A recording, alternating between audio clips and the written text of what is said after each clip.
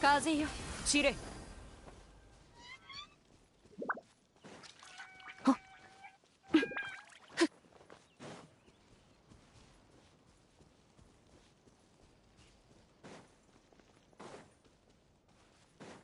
はっ風よ散れ。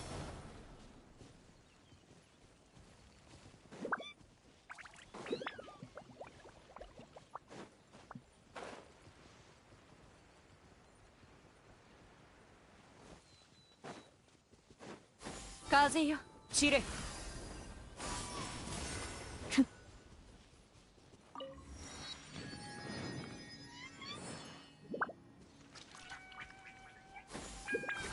散れ。よっ。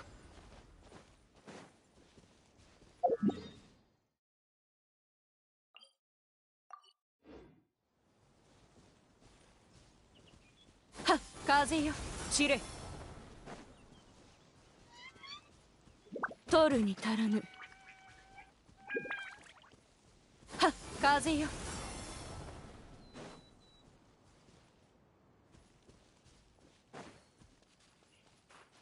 やっと。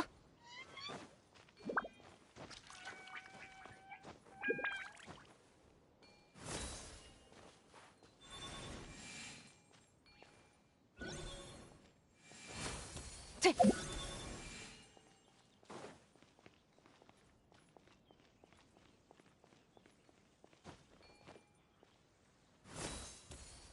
と。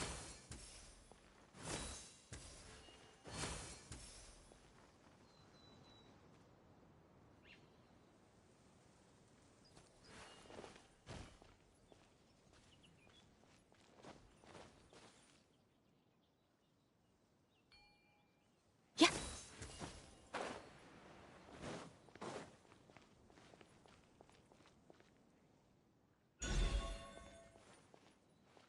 はっ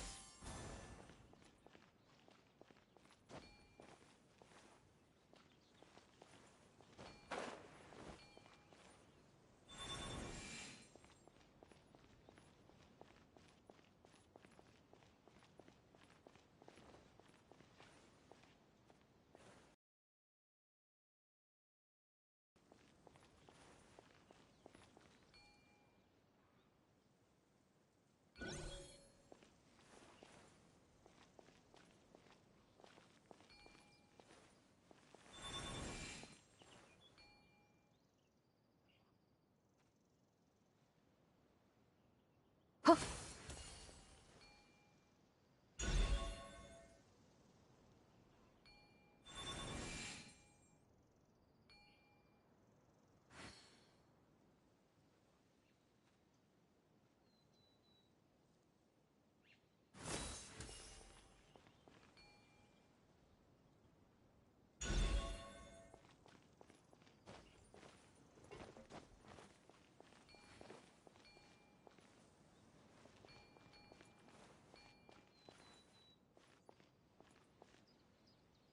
やっ。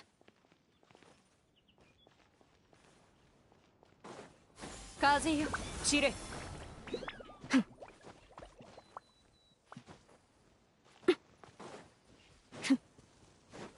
はっ風よ。やっ。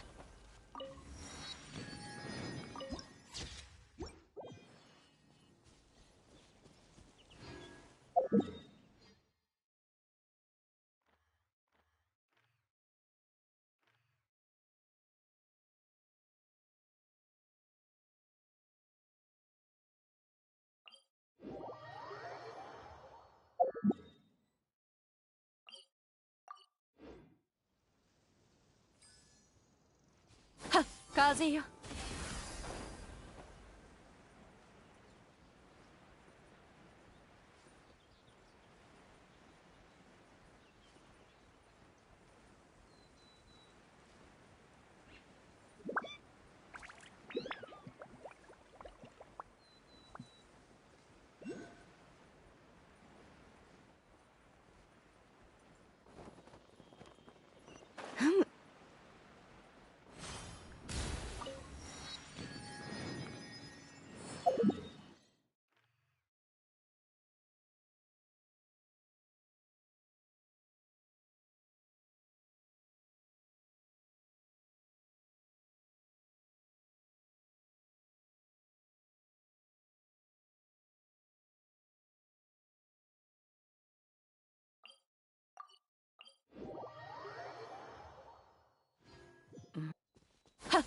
風よ散れ。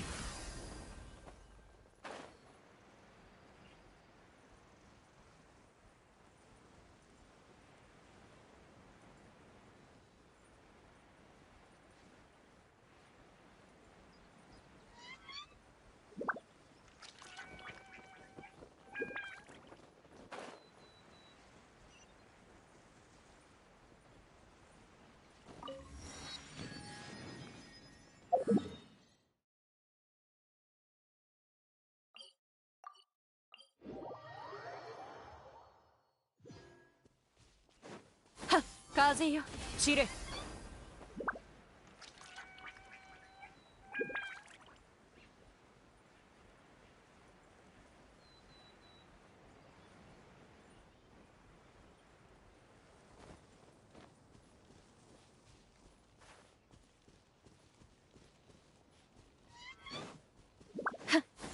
風よ。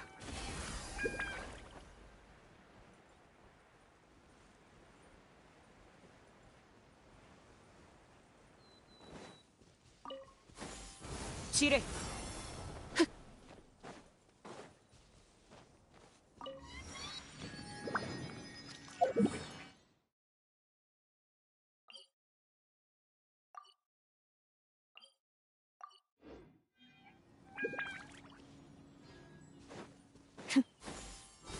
散れ。はっ。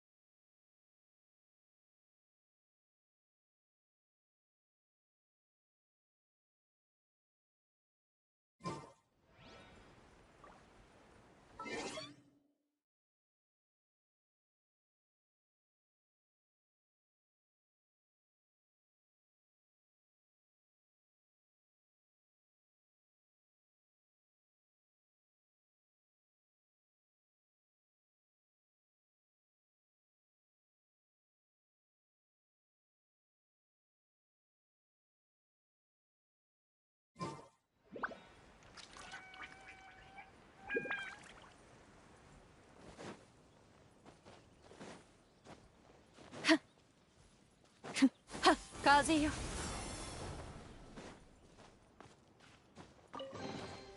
ふむ、部品として使えそうだ。はっ、風よ。はっ。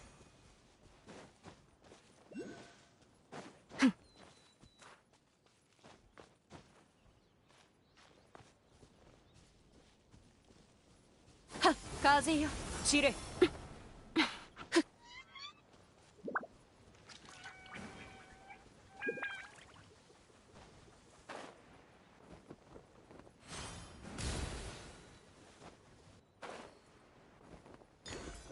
腹を空かせていたせいだ。次こそは。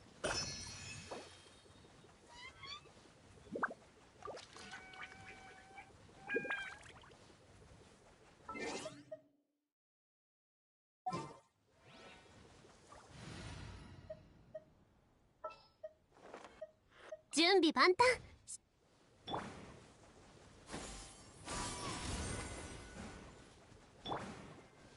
ご安心を。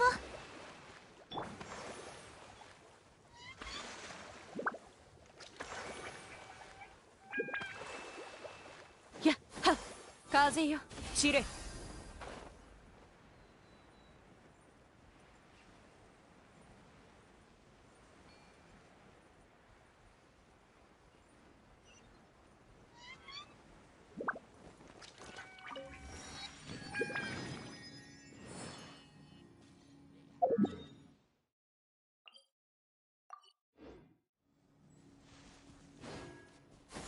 風よ散れ。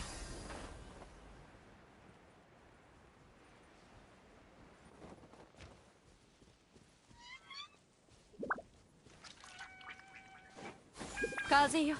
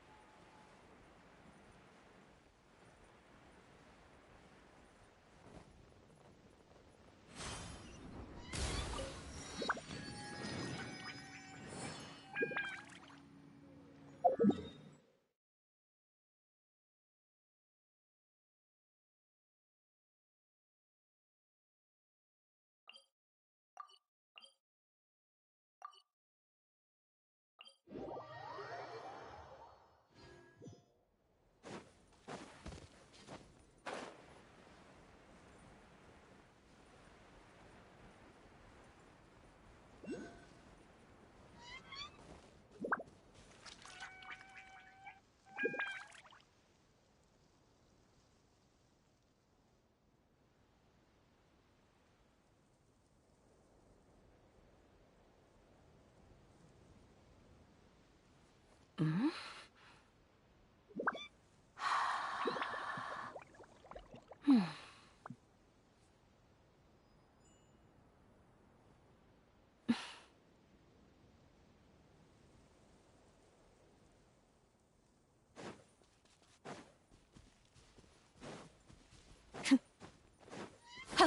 風よ。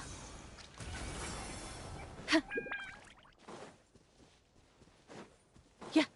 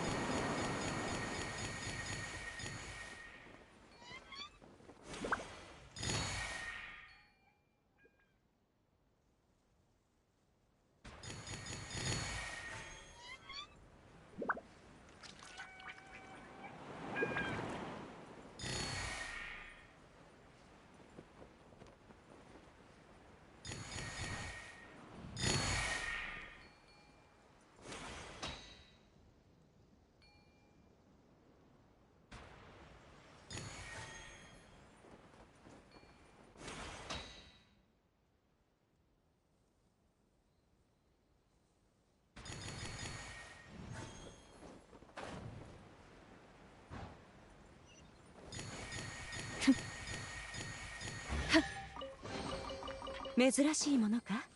わらわにも見せてみるといい。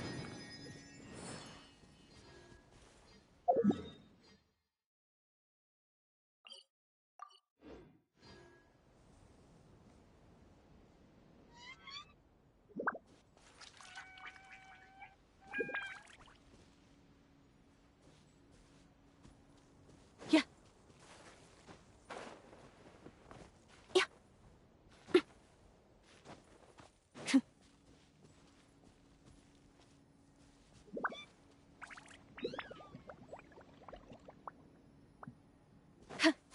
風よ。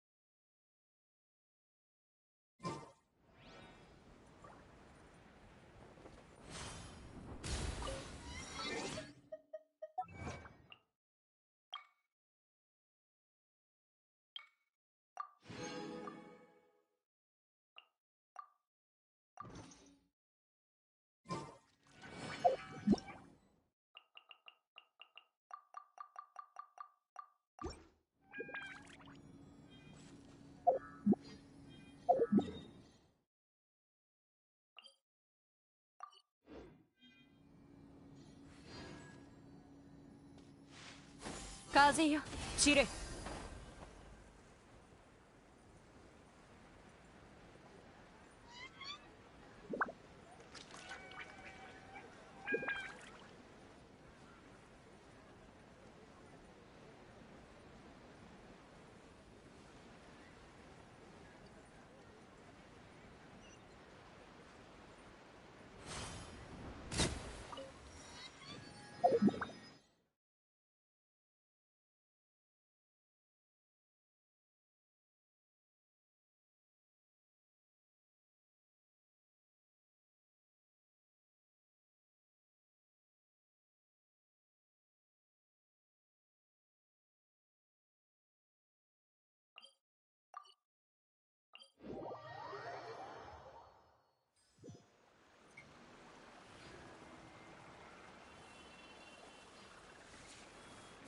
風よ、散れ。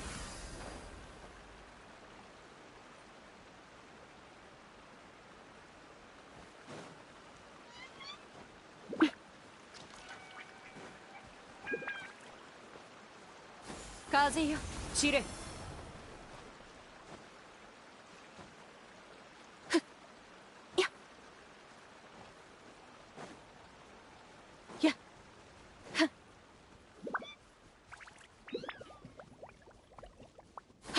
風よ散れ。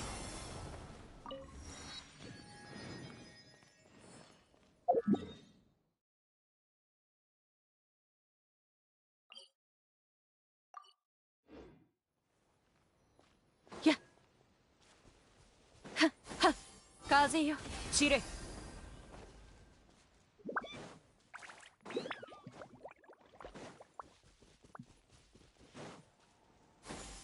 風よ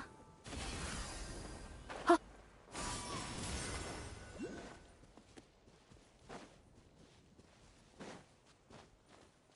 ふんはっ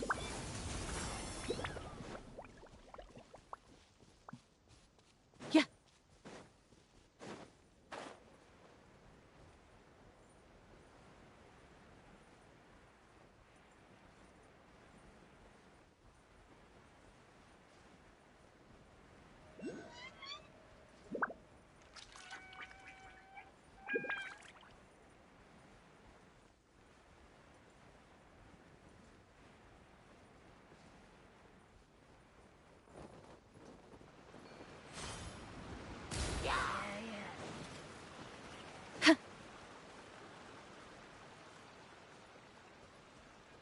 はっ散れ。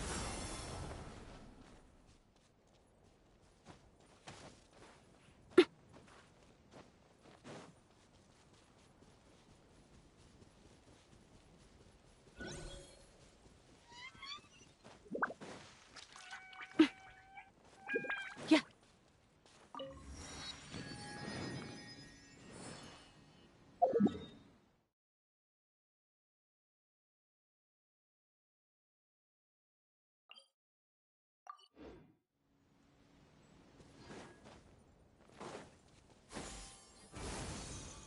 散れ。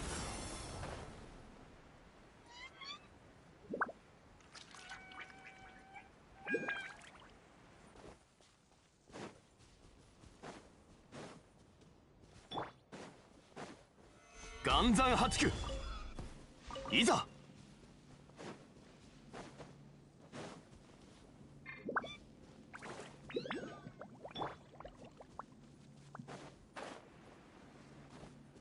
っ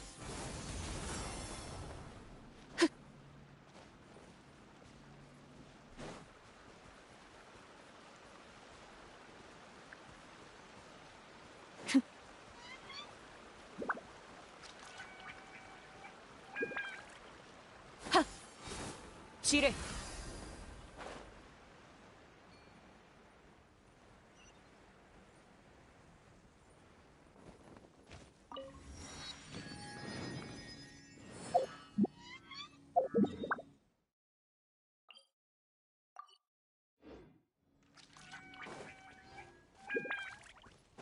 はっ風よ散れ。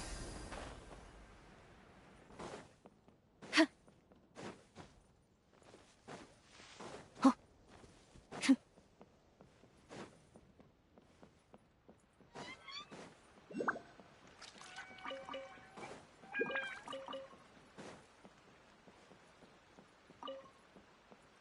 はっ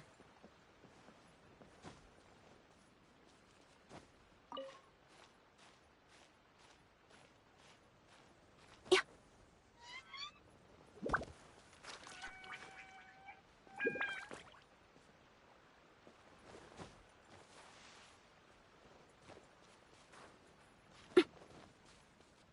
はっ散れ。やっ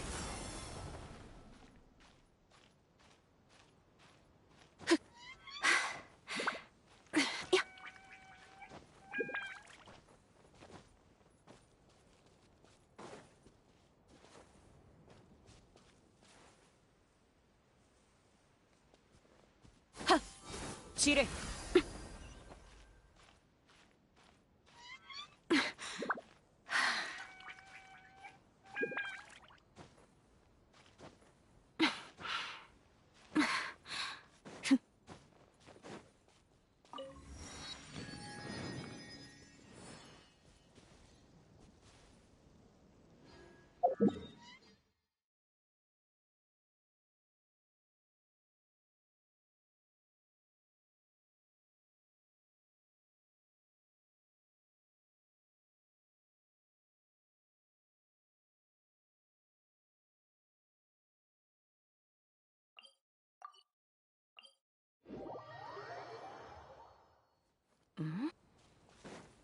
風よ散れ。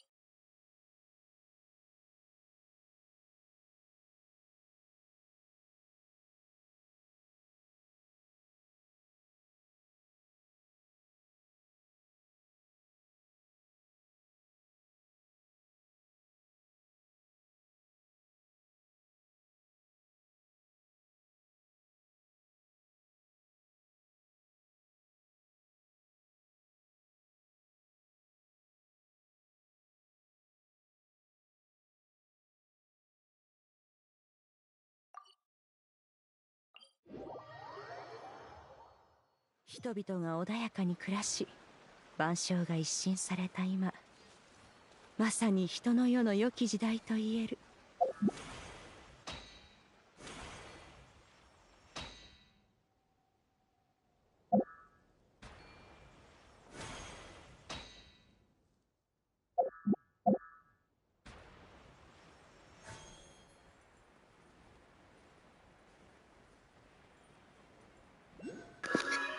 Hi, Void, and thank you. I don't know if you watch these type of things, but the PlayStation's having their showcase today at 5 o'clock Eastern time, I believe, so that'd be for me. It should be on their YouTube channel. I don't know if that interests, those type of things interest you or not. And traversing with Clovertail is pretty fun.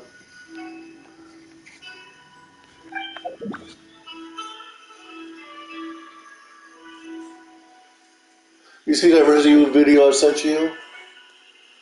The girl that, it could be PS5, PS4, but I'm not exactly sure. The girl that plays like in a red jacket, she voices both versions of Cloud Retainer, the bird in this form.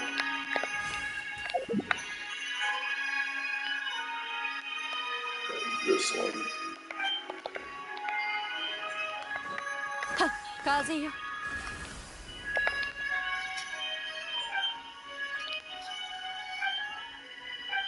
Yep. The Claire Redfield from the Resident Evil 2 remake is actually the same voice actor who did these two voices.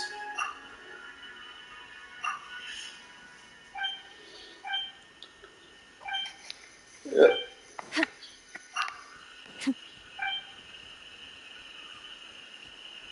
But she does, like I said, both versions of Cloud Retainer.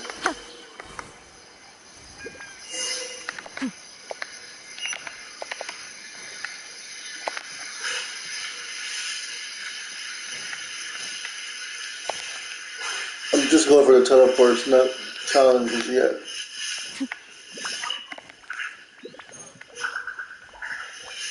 That's the new symbol.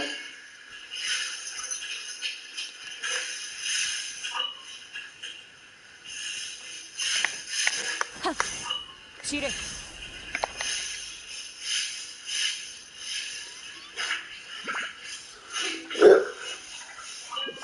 I know you're trying to get for her. There you go.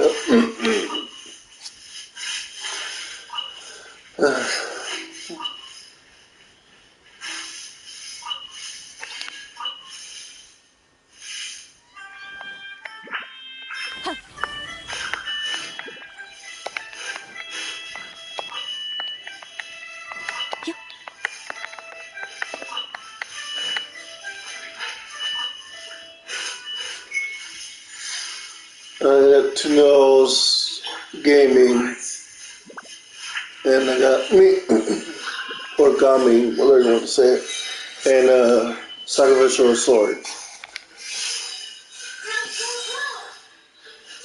Oh, I did get the music off.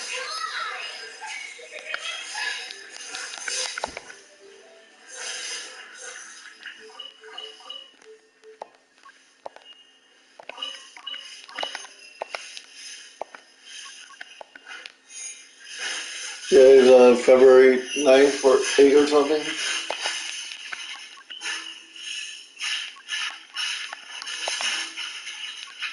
Oh.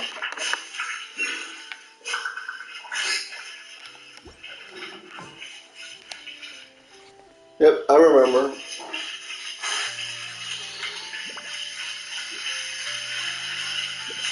Kind of, I guess.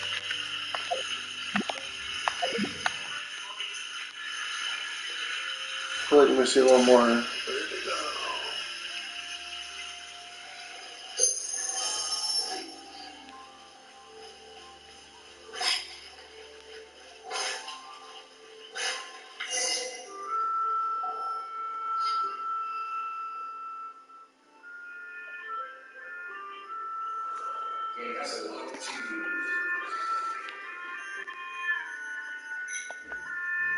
Oh, I don't know what to really put on her anyway.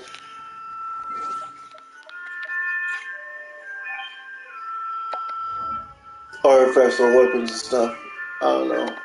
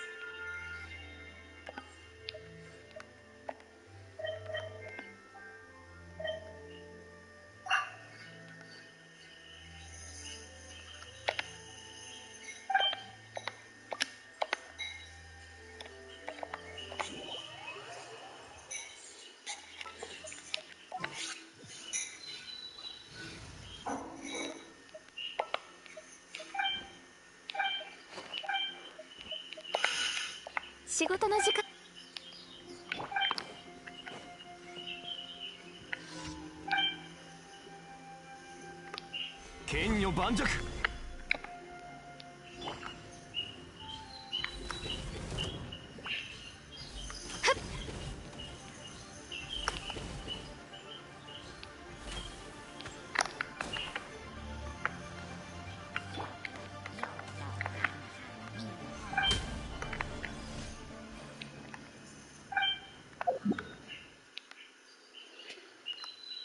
And kind of funny they all three kind of line up together.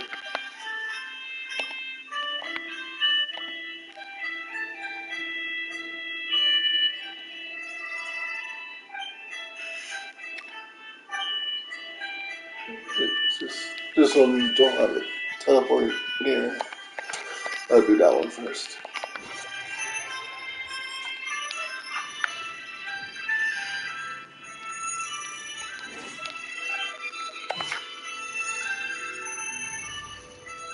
Oh, and I hope we get a C2 Mahina. 楽しい旅になるといいね。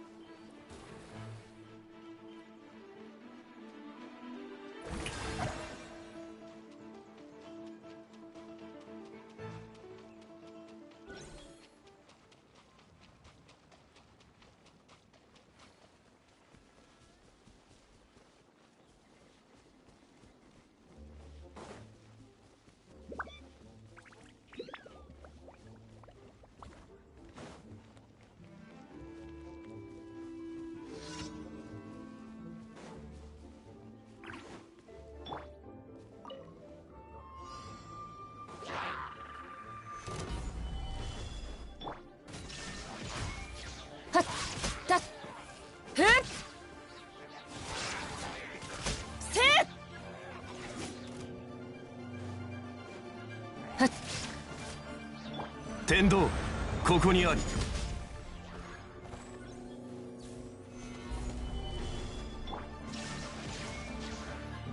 はっふんはってやったっふっ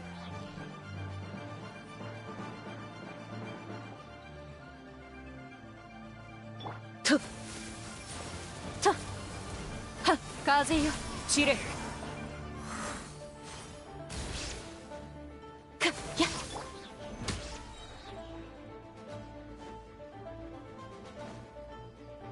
天理チョーク。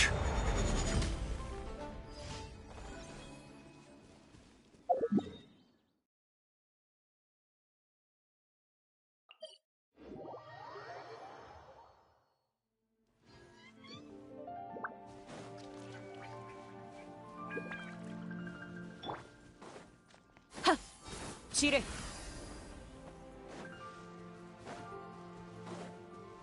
や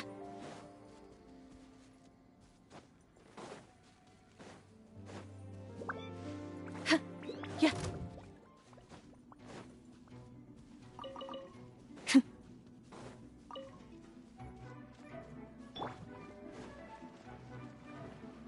お披露目だ。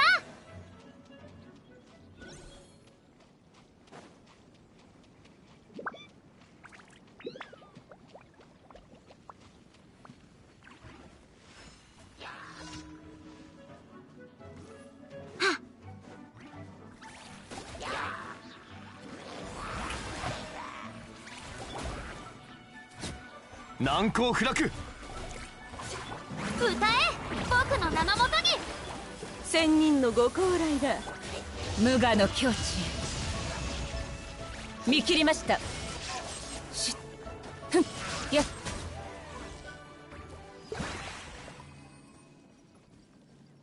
はっ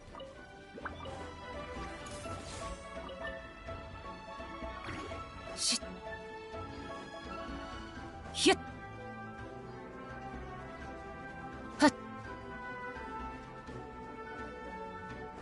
ひゅっ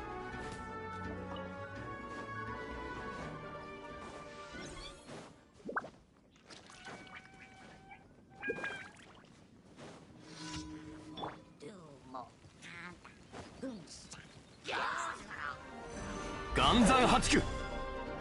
僕をた風よ散れ。逃げ道はありません。やはっちゃてや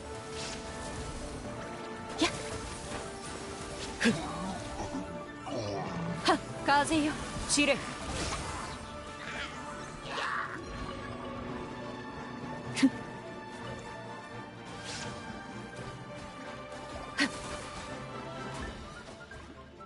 風よ八方の風幅天道万象。難攻不落。お披露目だ。稲光すなわち永遠なりとはっ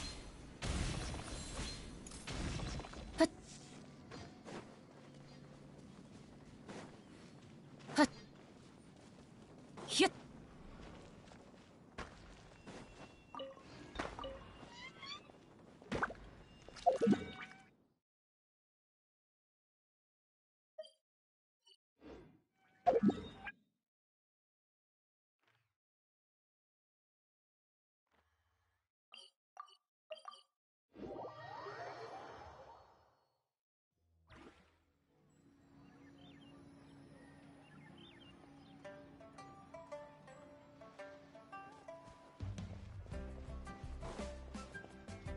しひゅっ星と深淵。無事今日の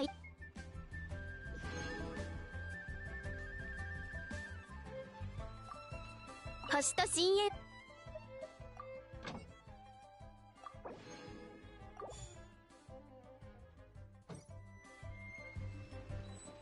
はっとひゅっし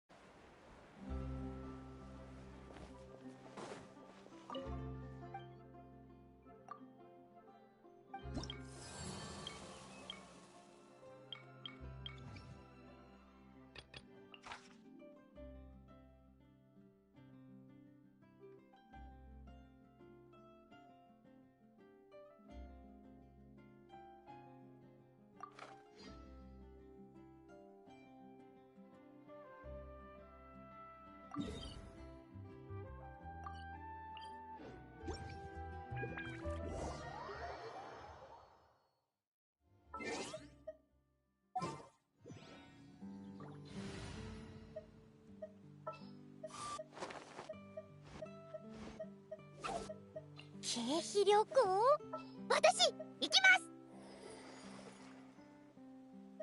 また見識を広められそうね。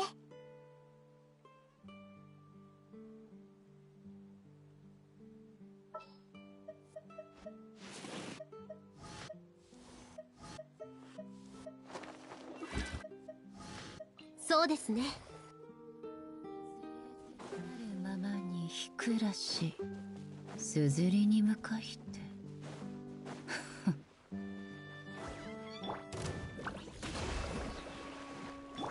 引っかくぞ。これこそが知恵の伝道。ふふ。お荷物です。見切りました。はってせっやってってごつそうなん裁きの雷、ここより弱滅の時。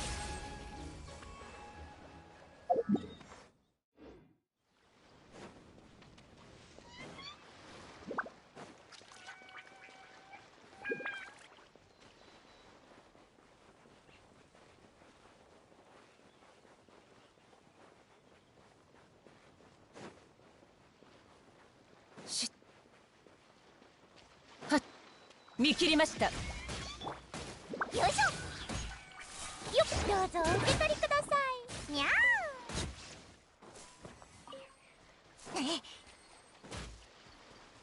ほっふっ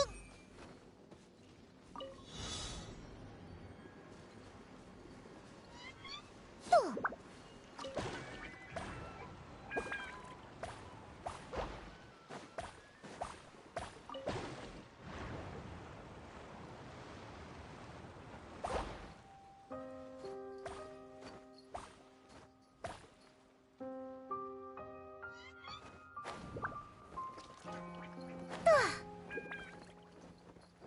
よーし。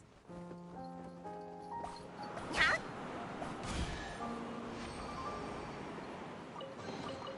うわー、見たことないものがいっぱい。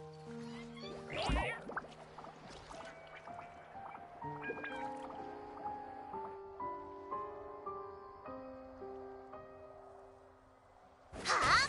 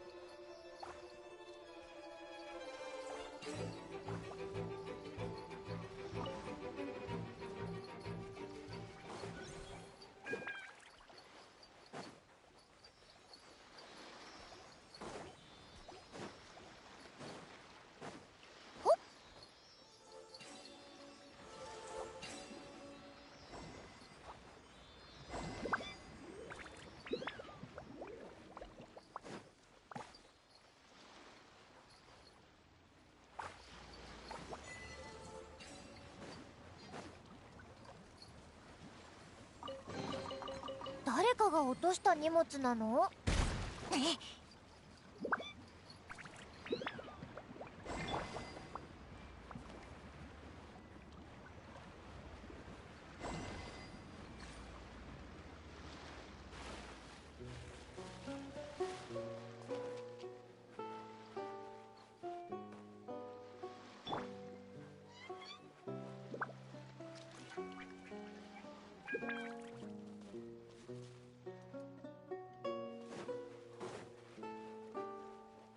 ご助力を。は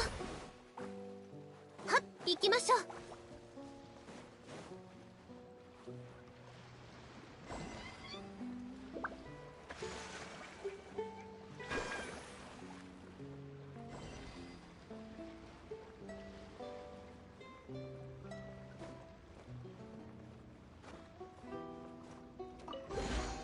これが冒険の楽しいところですね。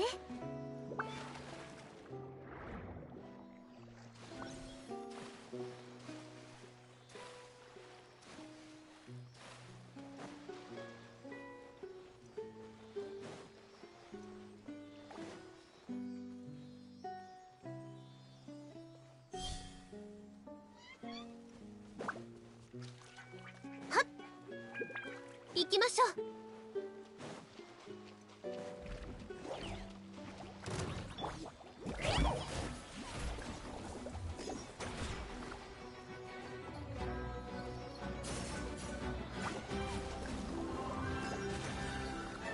引っかくぞ。逃げ道はありません。ご安心を。全部丸見えね。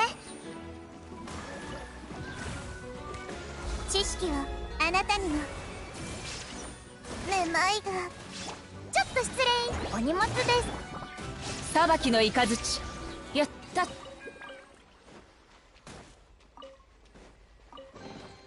主湯の夢に過ぎません。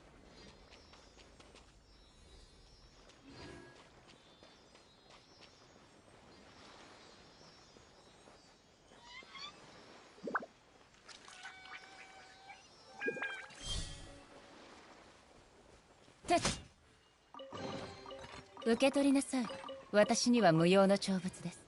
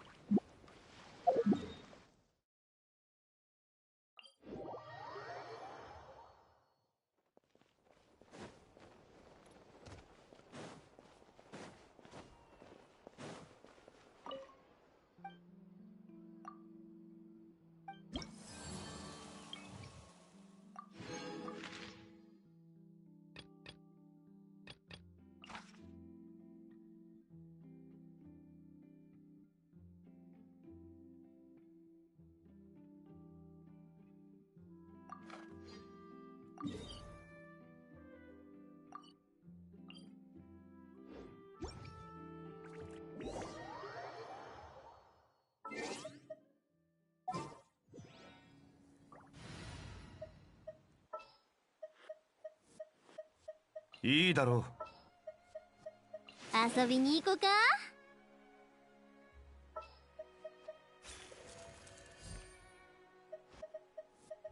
やっぱり僕。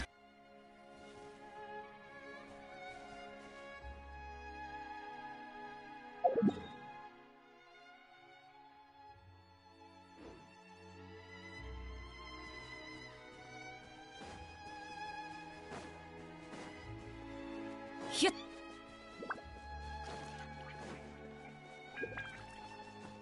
はっ。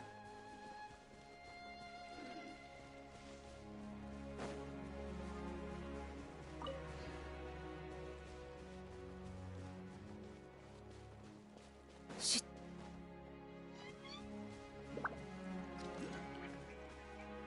ふっ。ひゅっ。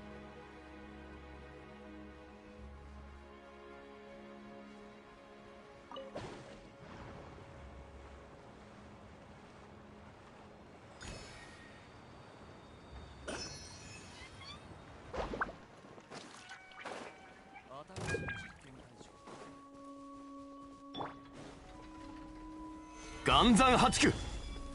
見切りました。じゃじゃーん。光り輝くがいい。ふっへっとやっやったわやー。へっふっやっさあさきえっせっやっへいやえっ天道ここにあり。剣女盤石。火の用心やっさあ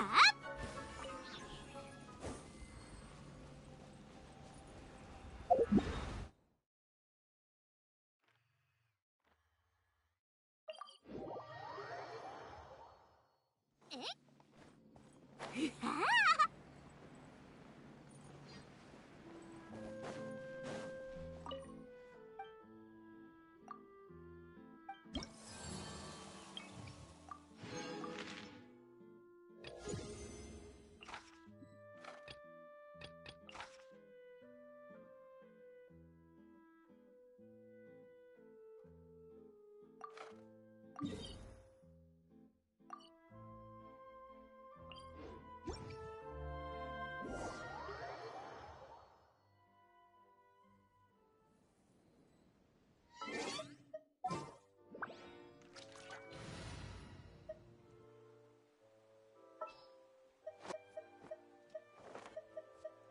指令をお出しください。これでよし。上里彩香、参ります。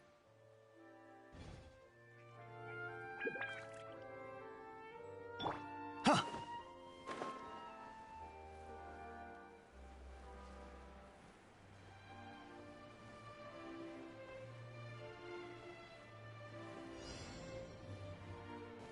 いざ。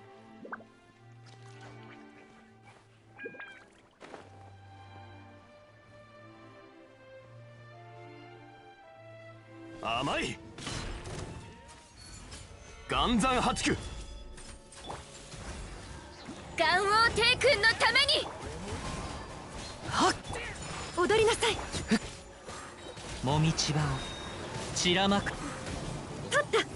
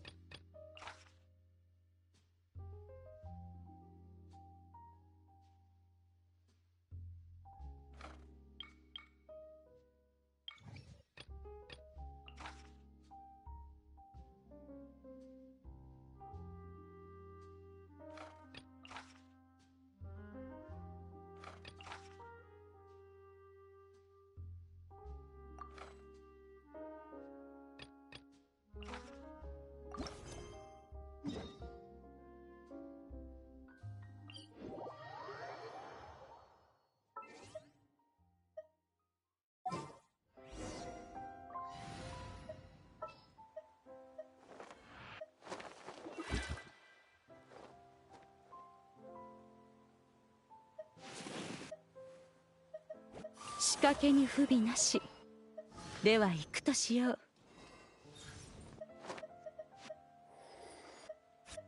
今こそ出陣の時。いざ参ろう。何か用です。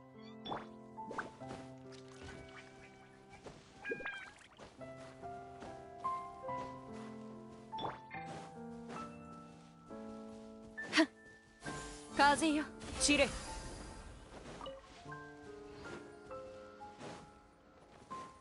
いざ。ふっ。難攻不落天理チョーク。散れ。裁きの雷。風の赴くままに。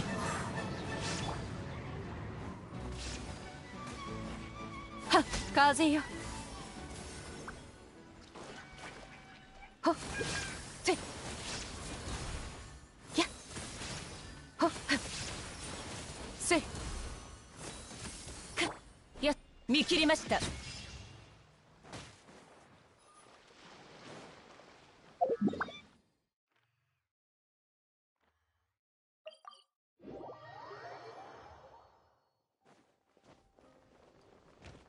っ。しっ。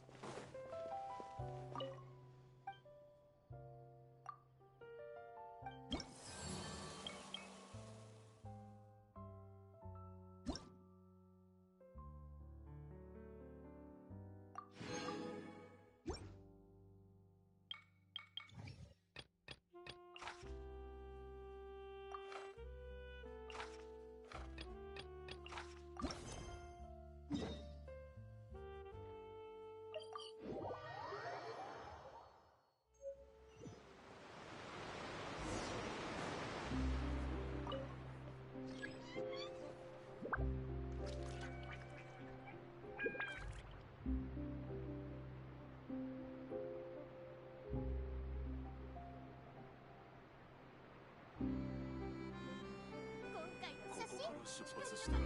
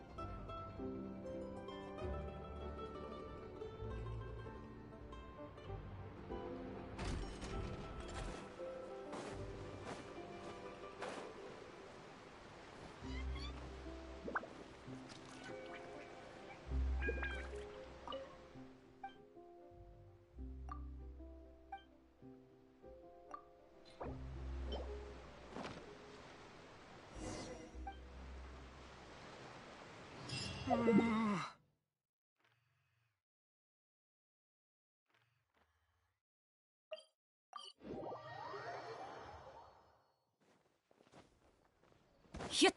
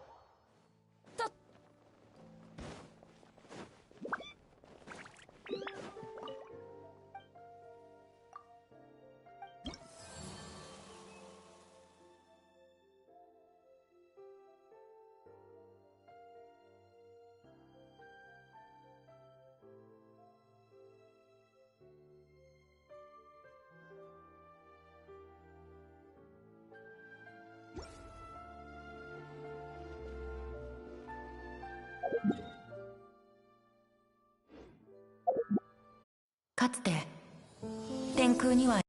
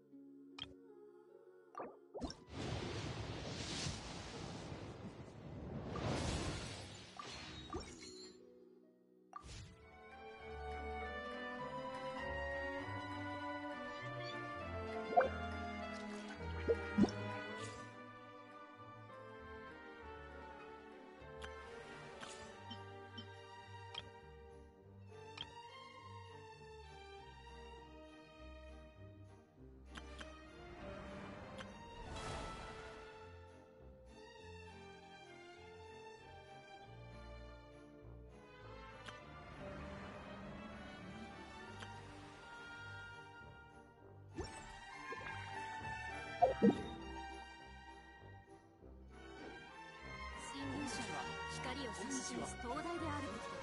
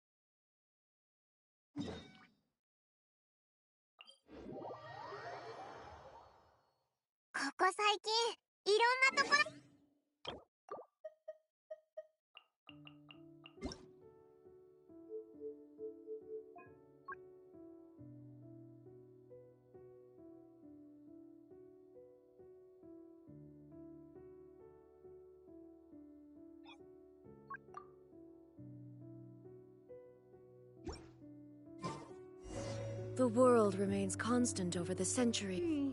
Let Paimon think. Where are some nice places we could go?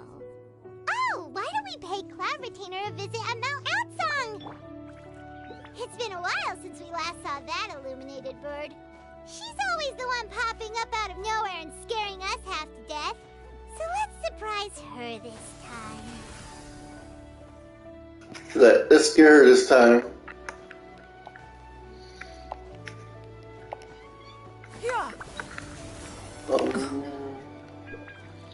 If you hear her voice and you don't want to be spoiled by the story, I guess just mute the stream, I guess.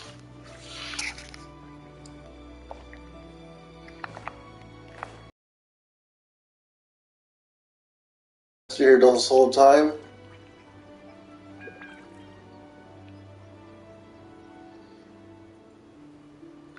Has been one of the challenges once. This is literally what never mind.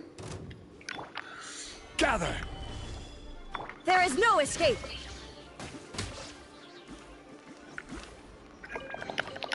Take them. I have no need. Stabilize!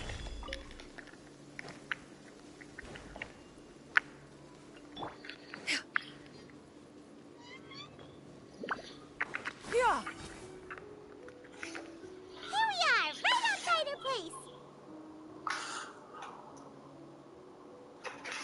Do you still remember the first time we came here? We even brought offerings and everything. And when we told her that Rex Lapis had been assassinated, she immediately threatened to squash Liyue Harbor. Paimon thought she'd be impossible to get along with. But now that we've spent some more time together, she's really not like that at all. We probably don't need to bring any offerings now that we've gotten to know her pretty well, right? Still, Paimon's got some snacks around here somewhere, so if she really wants something, we can just use that. Huh? Traveler, did something catch your eye?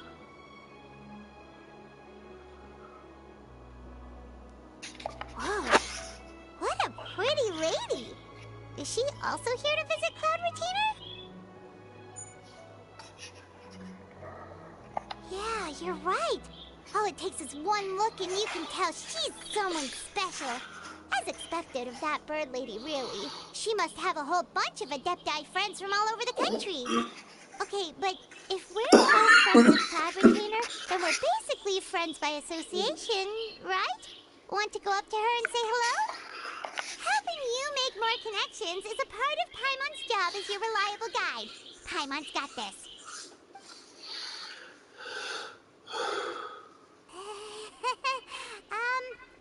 Hello.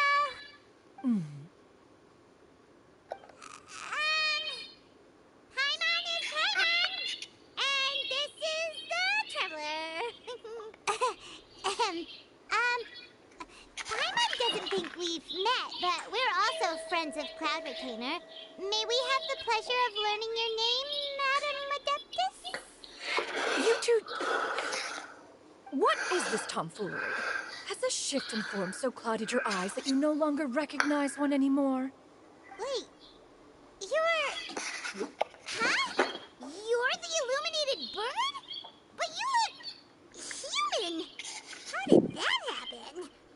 Oh, donning human form is scarcely any test of one's abilities. As for your confusion, one merely had no reason to indulge such inclinations before. So, you're indulging now because?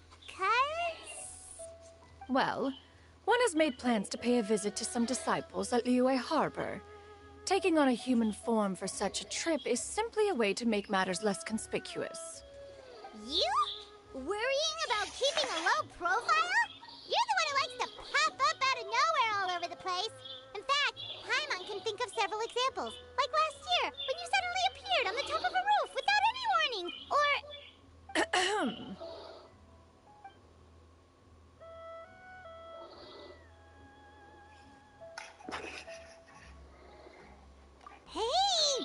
I'd agree not to bring that up unless she asked. Oh? So you have taken care to follow the proper rules of etiquette after all. Most commendable.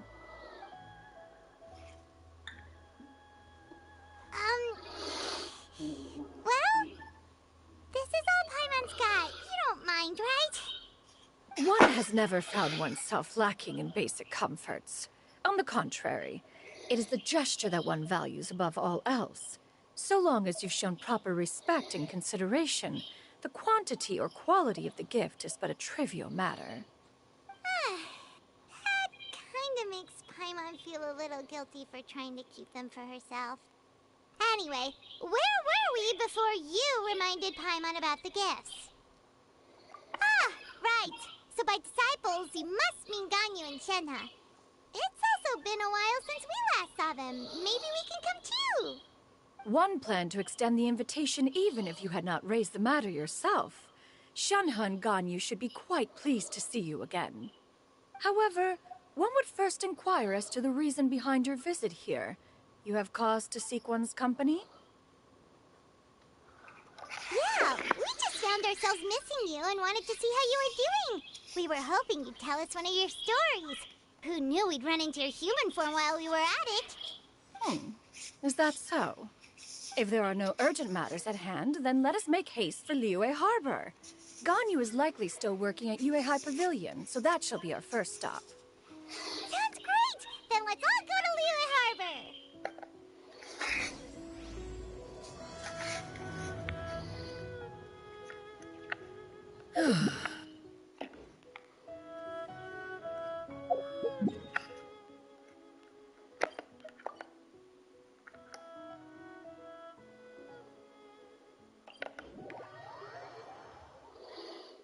Shenhe has also secured employment recently. In her correspondence with me, she wrote that she shall have no need to return for the foreseeable future. Huh. Did they think one was so easy?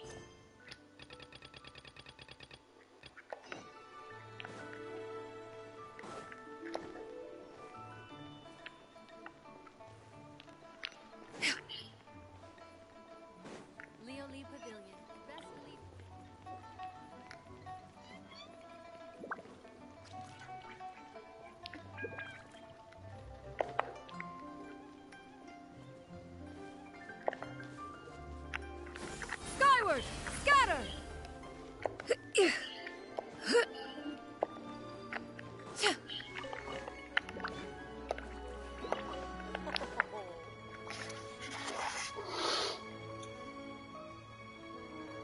We're almost at Way High Pavilion. Hey, do you think Ganyu will be shocked to see Cloud Retainer like this? Guess we have no idea if Shenhe and Ganyu have ever seen her in this form before. Wait, where did she go?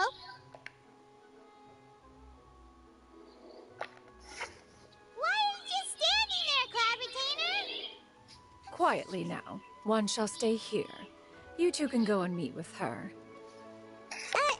But why? Isn't it better if we all go together? If one were to proudly proclaim one's presence, Ganyu would surely profess herself otherwise unoccupied and drop everything to attend to one's visit. One fears that would only result in her staying up all night to make up for lost time. One does not wish to trouble her. Conversing vicariously via you two shall suffice. Do remember to inquire as to her recent well-being. Again, do not mention one's presence here. Fair enough. Makes sense. All right, then. We'll just pass on your regards and... Cloud Retainer? Oh, Oh, busted. Is that lady someone you know, Ms. Ganyu? She is indeed. I'm sorry, Huixin, but could we delay the upcoming meeting for a little bit? I believe my schedule today is quite full. Although, perhaps I could move some work to later in the evening. Oh, not to worry, Miss Ganyu. I'll make the necessary arrangements right away. Thank you, Huixin.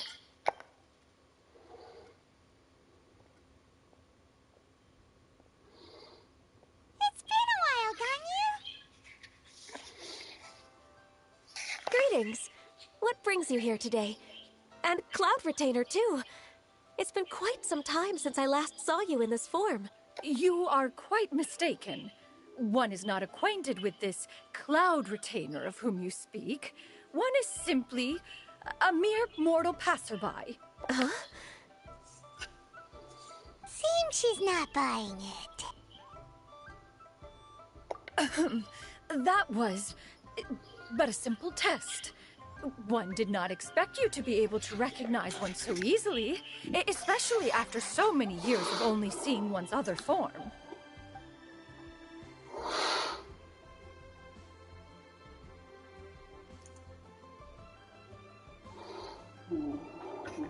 But recognizing you is, my responsibility as your disciple. An apt observation. One was simply passing by while attending to some important business. One thought it would only be fitting to pay you a visit while in the area. Wait, Paimon wasn't aware of any important... Cloud Retainer's right! We've still got something super important to do, so we can't stay here for too long today. Oh, is that so? But it's been so long since we last saw each other. One simply desired to see you and had no intention of interrupting your work. A quick conversation should suffice for today. A more involved reunion should wait until you find yourself less occupied. I understand. That should be fine. While one acknowledges the amount of work that you have to deal with every day, one must also remind you to rest. Though Adepti blood flows through your veins, excessive exhaustion will still cause grave harm to your body. It still makes one nostalgic to see you as you are now, respected and independent. When you were young, you oft begged one to cuddle you to sleep when you suffered from nightmares. Cloud Retainer! Stop! If you insist. We are running short on time regardless, so one will refrain from going into each and every story. Why don't you continue your conversation?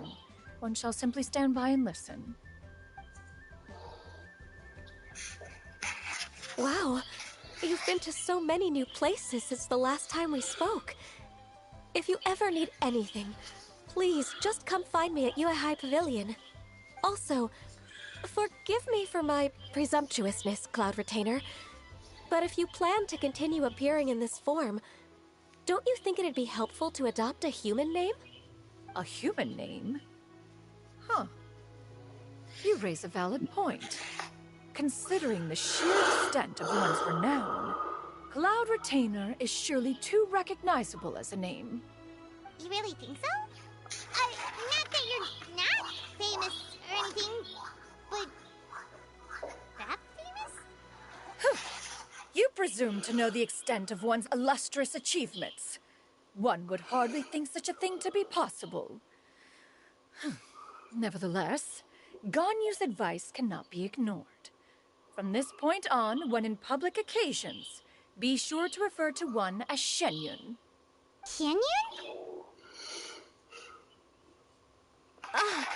I assume that's a reference to the full record of Pristine Pavilion.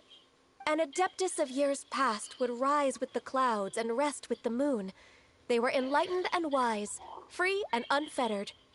The writer referenced Master's name to describe her carefree and spontaneous nature. Oh, that sounds super cool! Paimon feels like only the most powerful of Adepti could rise with the clouds and rest with the moon. Actually, those lines were originally written to describe Cloud Retainer herself. Huh? Wait, so you're really that powerful? And what of it? Did you truly take one to be nothing more than a bird of bigger than average size? Not exactly.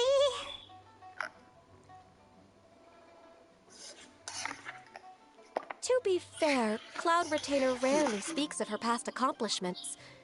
The tales of her past can only be found in ancient texts. It is said that once, a long, long time ago, there was a severe drought in Liyue. Left with no choice, many people left their homes, while others spent day and night praying to the Adepti. Although I did not live through such tragedy, simply reading about it is enough to gain a visceral understanding of all the pain and desperation during that time. On top of the drought, a noxious gas also began to spread through the land. If not for Cloud Retainer's efforts, much of Liyue would be nothing more than a barren wasteland today. The books had this to say about what happened. Upon arrival, the Adeptus borrowed the wind to retain the clouds. Immediately, the clouds gathered together, and abundant rain burst forth from the heavens. Drought and plague were both driven away, and the people were saved. Wow. That's incredible!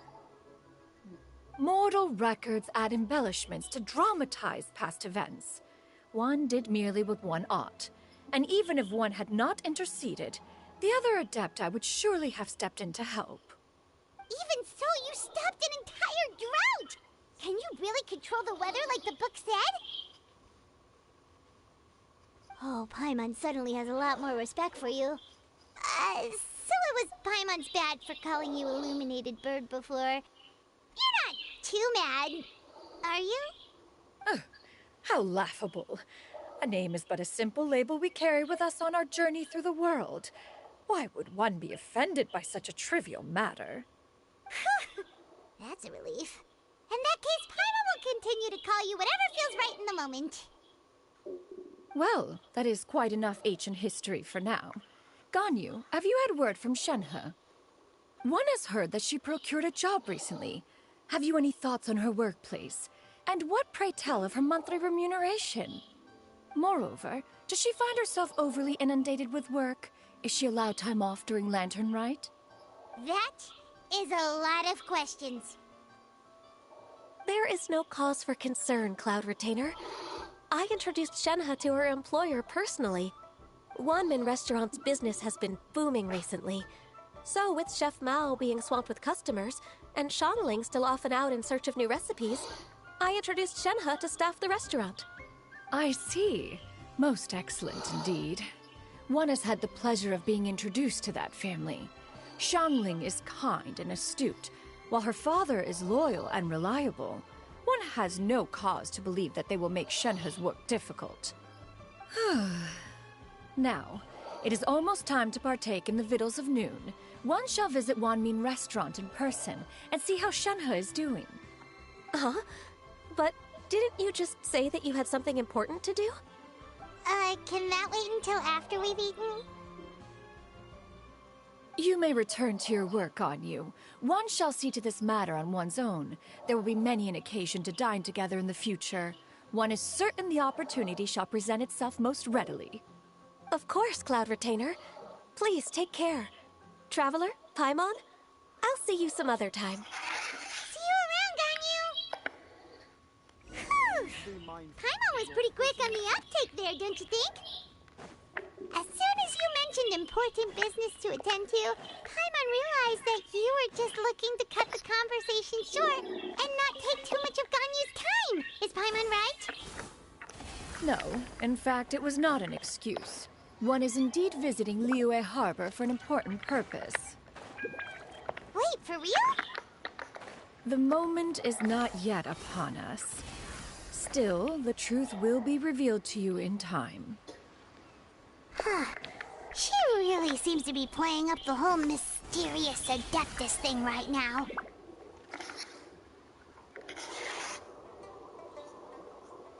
You get what I'm saying, right? Yeah, how can I not? Not even fine food is enough to distract from the presence of a fine lady, huh? Oh, I'm far more interested in getting her details than ordering any dishes. Hey, how about you ask her? You do it. No. I think you should. Wait, she's coming. What can I get for you today? Greetings, miss. I was just wondering if you'd be willing to... What would you like to order?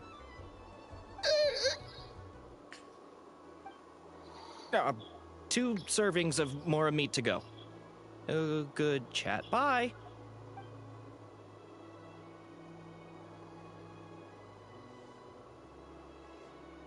Shenhe!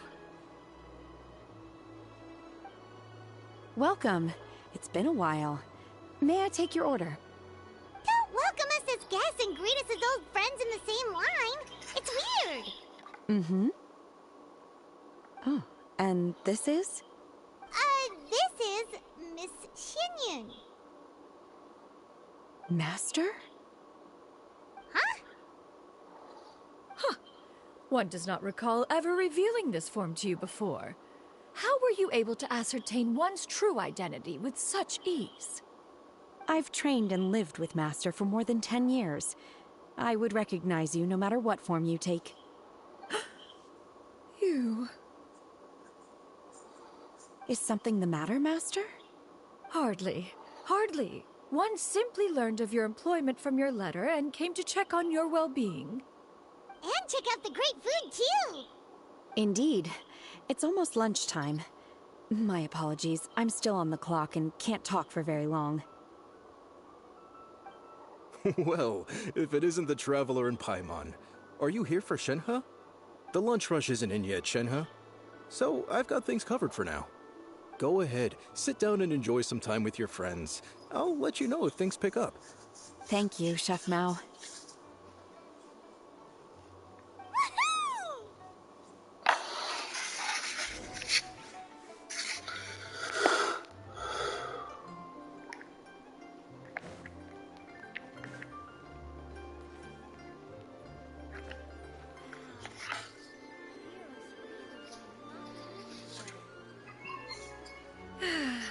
It is just as one expected. The owner of Wanmin Restaurant is indeed a most reasonable and accommodating human. Still, the work here entails dealing with quite a varied group of people. Has this been difficult for you, Shenhe? It's been manageable so far. I sometimes run into strange people, but I have figured out a way to deal with them. Seems like you've been making progress. So by dealing with them, you mean... First, I try to talk sense into them. If that doesn't work, I threaten them with violence. At this point, they usually decide they are in favor of a civil conversation. Oh, how should Paimon put this?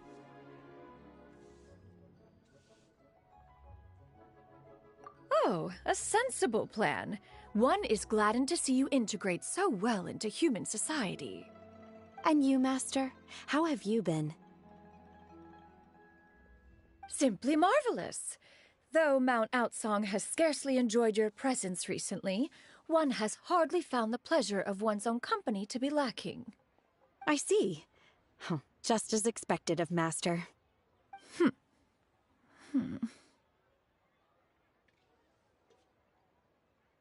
I have missed Master quite a bit too.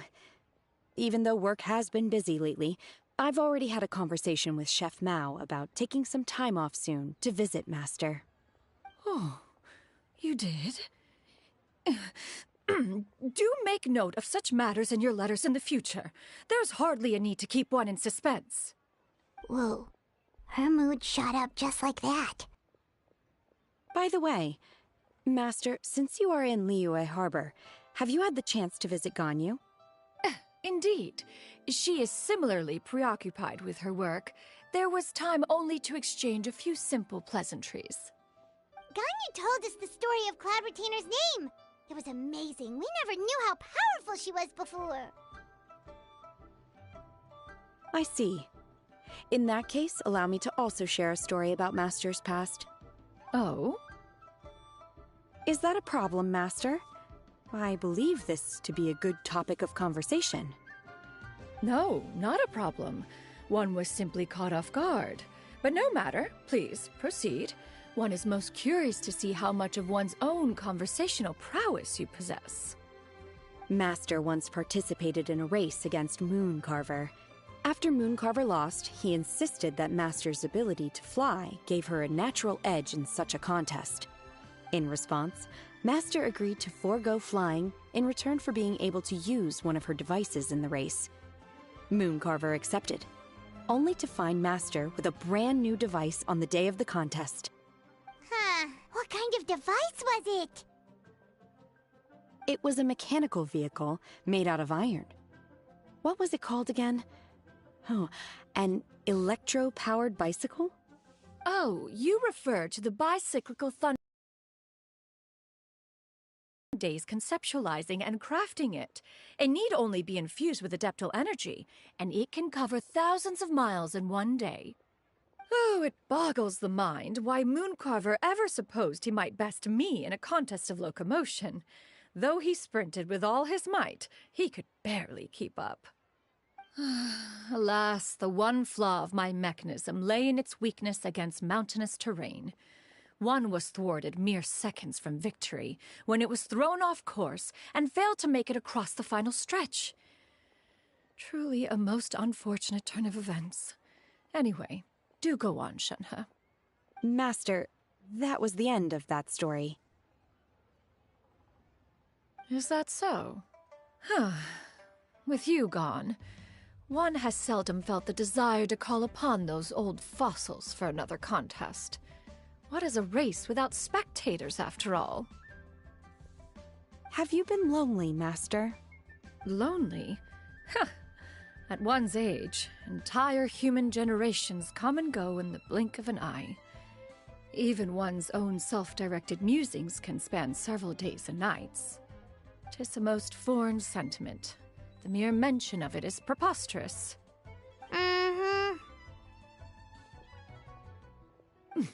What is the reason for that look upon your face? It's nothing. It's just... Well, Paimon gained a lot of respect for you after listening to that story of you summoning the rain and everything. But all it took was a few words out of your mouth and it's like you're back to being that illuminated bird again. I was just a little bit confused. Which one of the two is the real Cloud Retainer? To me, they are both, Master. One is the master that's widely revered by the people, while the other is the master that I respect and adore.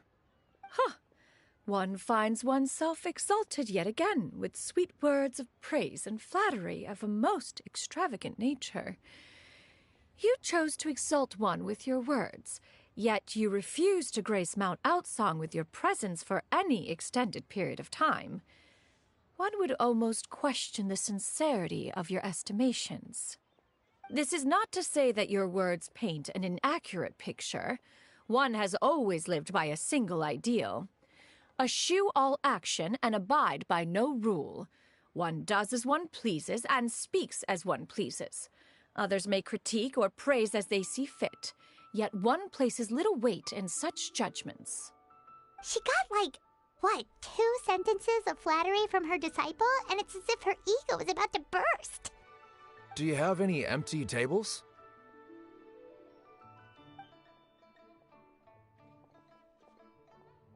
Hey there, could we get another fish stew?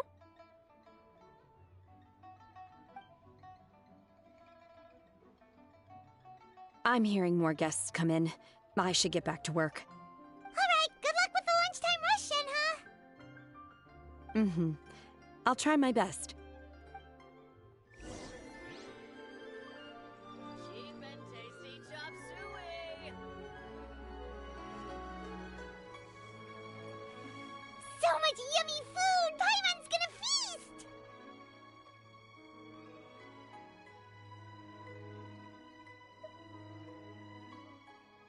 One is fond of all kinds of delicacies and delights in a multitude of flavors. The dishes here demonstrate no shortage of culinary skill. Their unique flavor profile has left one more than satisfied. In fact, one has been struck by quite the fit of inspiration. One has already begun to conceptualize the next generation of supreme cuisine machines. Everything's so tasty! A bit too hot at times, but still super tasty. I'm sorry, miss, but our tables are full. Shall we try somewhere else, Granny? But it smells so delightful. Can we really not eat here? My poor legs can't go on for much longer. Well, you could always check with some of the other guests and see if anyone's happy to share a table. Okay, I'll ask around.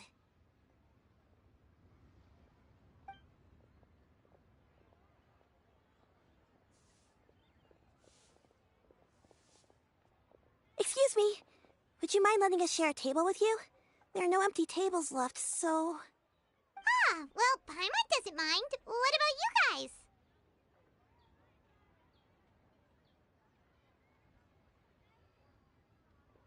Great!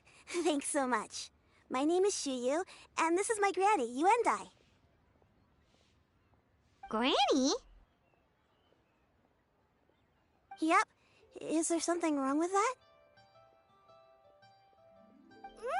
No, Paimon's just a bit surprised. She looks so young. Yeah, a lot of people compliment Granny on her youthful looks, but she's actually much older than she appears.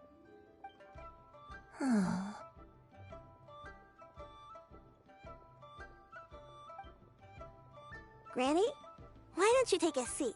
Come on, it's not polite to stare. Huh. Have we met before? No. Tis a fated meeting, then. Please, take a seat. What would you like to eat, Granny? I can order for you. I want braised earthworms. They always pop up out of the ground after a rainstorm. No, not this again. Granny, there's no braised earthworms on the menu. Braised earthworms? Well, that sounds weird. Do people actually eat that? Right, that's what Paimon was thinking too. Need any help? Help? Oh, do you mean with Granny? Thanks, that's nice of you to offer. Granny has pretty bad dementia, so her memory's getting worse all the time. She's always saying things that sound kinda confusing. Actually, her memory's been bad ever since I was little. But it's gotten so bad lately that I even have to remind her who I am every morning.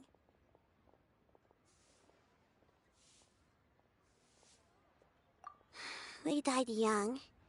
It's just me and Granny now. Oh, But it's okay. Don't feel bad. Granny loves me a lot, and I love her a lot too. Sure, it's hard at times, but you just gotta make the best of the life you've got. Wow. You're really tough for your age, kid. You're too kind. And me? Oh, what about me?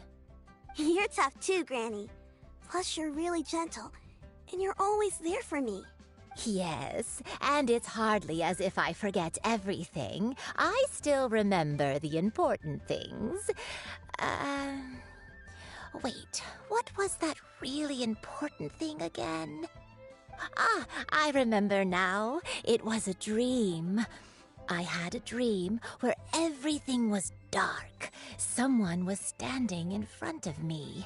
She told me to come and find her, and that once I'd found her, I would be free. Huh? That sounds super important. But how come you've never told me about it before? It was just a dream, so I forgot about it. But I'm in a good mood now, and somehow I remembered it again. You know, I believe I've had this dream a great many times. But just how many times have I had it? Now that I do not remember. Wait, so you have a reoccurring dream where someone's talking to you? That sounds spooky. Oh, does that mean you're possessed?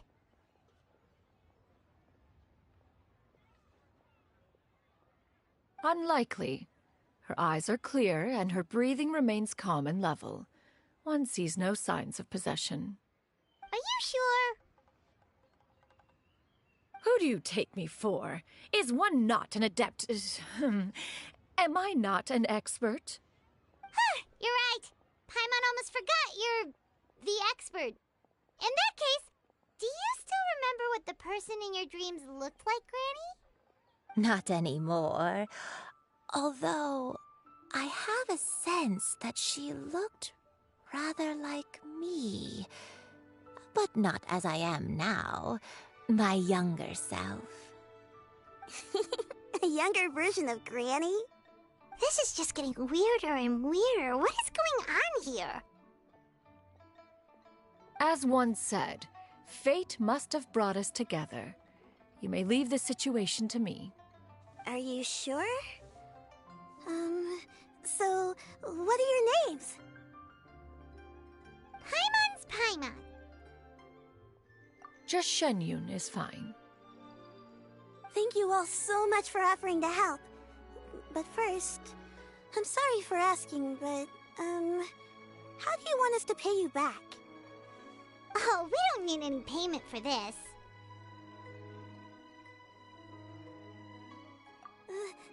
Thank you so much. You're welcome. But Miss Shenyun, what exactly can we do to help out this granny? All we have to go off is that dream. Where do we start? That is elementary. Since her dreams portray her younger self, then we shall retrace the steps of her youth. Once we have revisited those places, her memories will likely return. Sounds like a plan. So, Granny, do you remember which places you went to when you were young? Why, of course I do. The heavens above, the earth below, the wispy clouds, and the emerald mountain streams. Okay, taking that as a no. I might have an idea. Once, when I was really little, my dad told me that Granny used to be a martial artist heroine who saved loads of people from a disaster. If it's true, then maybe they wrote about it in the history books or something. A martial arts heroine? Oh, Shincho knows tons about Liyue's chivalric traditions. If anyone knows about the heroes, find him at the Feiyun Commerce Guild. Are you leaving already? But I'm still hungry. I'll go order some food, Granny. If there's nothing on the menu you especially want, I'll just get a few different things. It seems we must part ways for now. The Traveler and Paimon are bound for the Feiyun Commerce Guild, while Yuendai and Shuyu shall remain here and partake of their lunch. As for myself, I have matters to discuss with Streetward Rambler. Streetward Rambler? Oh, you mean Madam Ping! Precisely. Let us meet at Yujing Terrace once you are ready.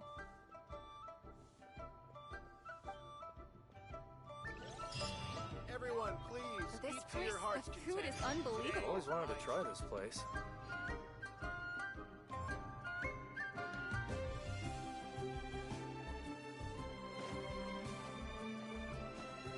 Always wanted to try this place. Everyone, please, eat to your heart's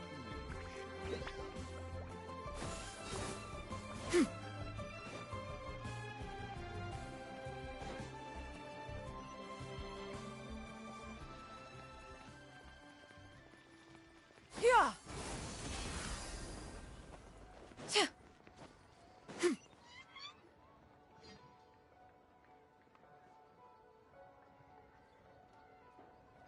Huh. It's you two. What brings you here? Shincho! Great, we found you! We wanted to ask you about something.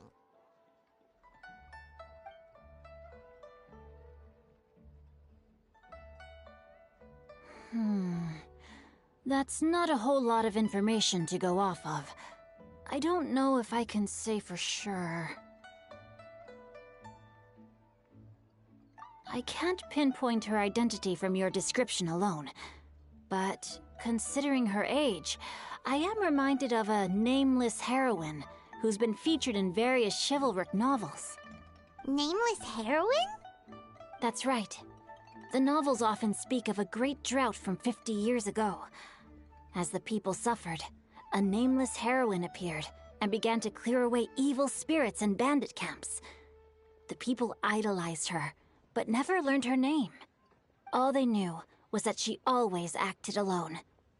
Later, though, she supposedly fell in love with a similarly noble-minded exorcist from Mount Tianheng. They were well matched in more ways than one, often fighting together as a fearsome duo of otherworldly strength. After the drought ended, the heroine and the exorcist left the public eye and began living a reclusive life in the mountains. All that remained were tales of her incredible accomplishments. The way this nameless heroine faded from fame into obscurity later in life is not too dissimilar from Miss Yuendai. I hope that's somewhat helpful. Thanks a lot, Xingqiu. We knew it'd be worth talking to you. It's nothing at all. Just something I came across while reading. I did do a bit of extra research on her story, but it was just out of personal curiosity. Well, Paimon still thinks that's super cool. Oh, wait, Xingqiu, if you've read up on her, do you know of any places often associated with her? Let me think. In the novels, the nameless heroine always appeared near one of 3 places. Wangshu Inn, the area just north of Jueyun Karst, and Qingyun Peak. Perhaps the real-life heroine who inspired the character was also often seen near those 3 places. That would explain why those locations appear in the various novels written about her. You're welcome. To be honest, I found some parts of the story confusing when I first came across it. If Miss Yuendai was indeed the original inspiration for the character, she may just be able to help me put the pieces together. It's rare for a chivalric hero to fade into obscurity during their lifetime, even after retiring from the public eye. But no one ever saw or heard from the nameless heroine again. There were even rumors that she became extremely ill. I've never understood why someone would go to such lengths to erase themselves from public memory. It's almost as if she was trying to hide from something. There's probably far more to the story than what's been written. We'll be sure to tell you if we manage to uncover the truth. That's a deal. Perhaps, behind the truth of it all, there lies a story more fantastical than any work of fiction. Paimon feels like we just learned so much from Xingqiu. A drought, a nameless heroine, a life of seclusion. Wait, why does the story sound super familiar? Oh, right! There's a drought in this story, too! Xingqiu, are droughts super common in Liyue or something? Well, they used to be. But people have long since developed methods to prevent them, like by cultivating the soil or digging canals. So while droughts do happen from time to time, they are rarely regarded as true disasters. The drought 50 years ago is probably one of the worst we've had in the last several centuries. The crops withered, the streams ran dry, and the monsters in the mountains became rabid and agitated. Countless caravans were attacked, and people who lost their homes came together to form bandit groups. What started as a natural disaster soon became a human tragedy as well. That sounds awful. Yeah, and that's exactly why the nameless heroine was so beloved. She must have been someone of true integrity, to do so much for the people while asking nothing in return. Still, as terrible as that drought was, it was nothing compared to the truly calamitous disasters that befell this land in ancient times. They say that back in those days, disasters were both more severe and more common. Only the strongest of Adepti could hope to dispel the ruin and devastation. Do you have any other questions? We're good for now. We're just going to head back and meet up with Miss Xianyan and the others again. Paimon hopes that Granny Yuendai will be able to remember more of her past. She used to be a great hero who saved many people. So sad that she can't recall any of it. Anyway, we'll be off now. See you some other time, Xingqiu. Thank you so much for your help. It's no problem at all. Safe travels.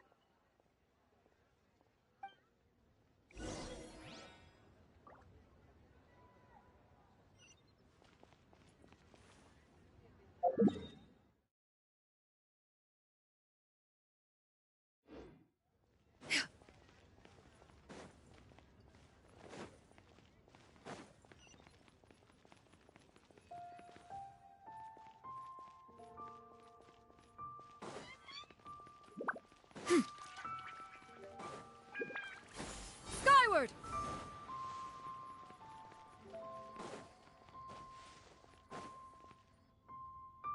I have recorded the tune that you requested. I hope it will be of help to you. Oh, thank you.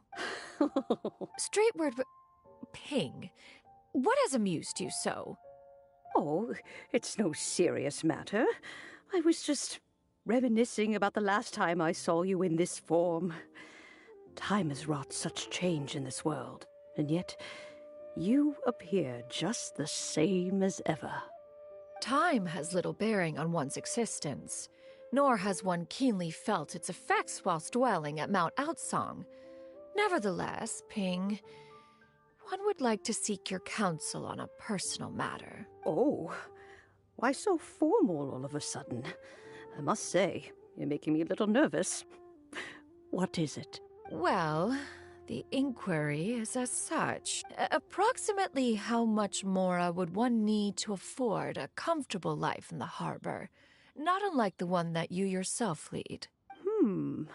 It does not require as much as you may think. Still, do you mean that... Cloud Retainer, Madam Ping! What are you two talking about? Nothing save for some trivial matters. Have you unearthed any useful details? Shinto has a theory, but let's save it for when Chuyu and Miss Yundai have joined up with us again.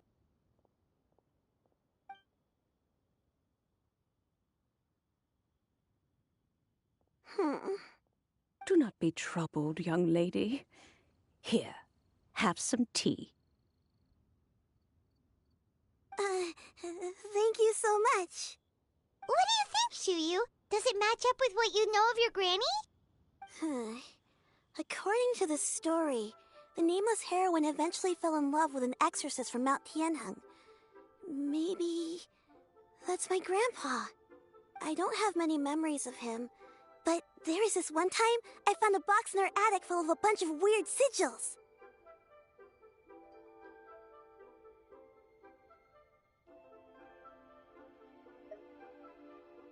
I think so too. Granny might remember something once she's returned to a familiar place. What marvelous tea. I can taste the dew's sweetness in this cup. It's as if I was taking a stroll in the mountains, thoroughly one with nature and at peace. Is that so? Then please drink as much as you like. There's no need to hurry. At our age, it's always nice to slow down and take the time to appreciate pleasant conversation among friends. Thank you.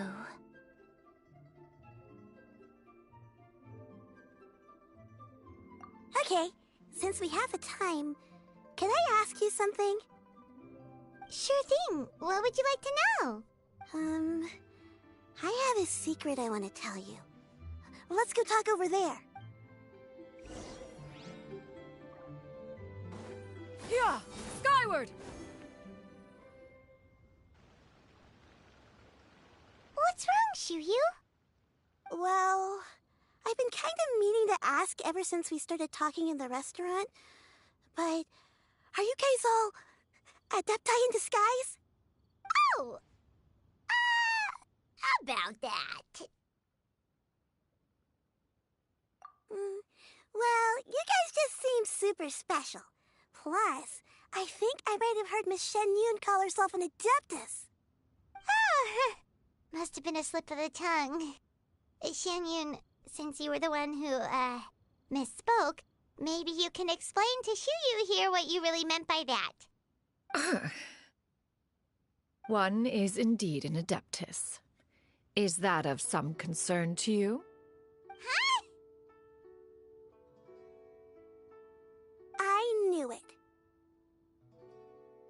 Well, one time when I was a little kid, I saw a pure white illuminated crane. I had this super high fever, and Granny wasn't around. I was feeling all icky and gross.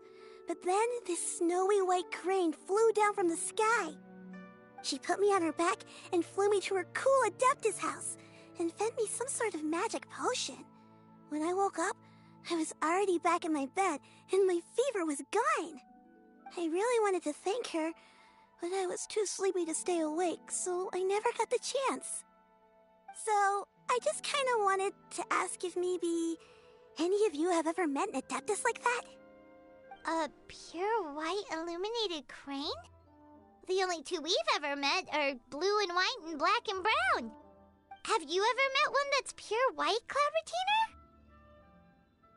Retainer? Never has one met an Adeptus with such features. One surmises such a description is but a hyperbolic embellishment that oft results from narrative accounts. That's weird. Was it really just a dream then? Well, even if it was just in my head, it doesn't matter that much anyway. All I really want is to help Granny recover her memories. I'm really grateful for all your help. Leave it to us! Now that we know the 3 locations, we just need to visit them one by one. Let's go to Wangshu Inn first. Okay, I'll go get Granny.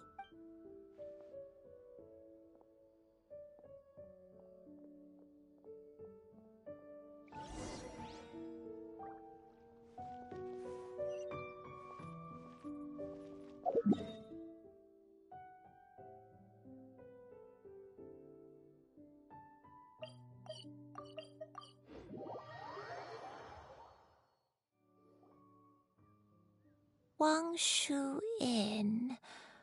Wangshu Inn. Do you remember this place, Granny? Yes. The fish here is very delicious, and if you look out into the distance, you can always spot a bird that's been left behind by its flock. I believe I used to have a room here. It had a window. Yes, I spent a lot of time looking out that window. Which room was it again? Let me look. I'll come with.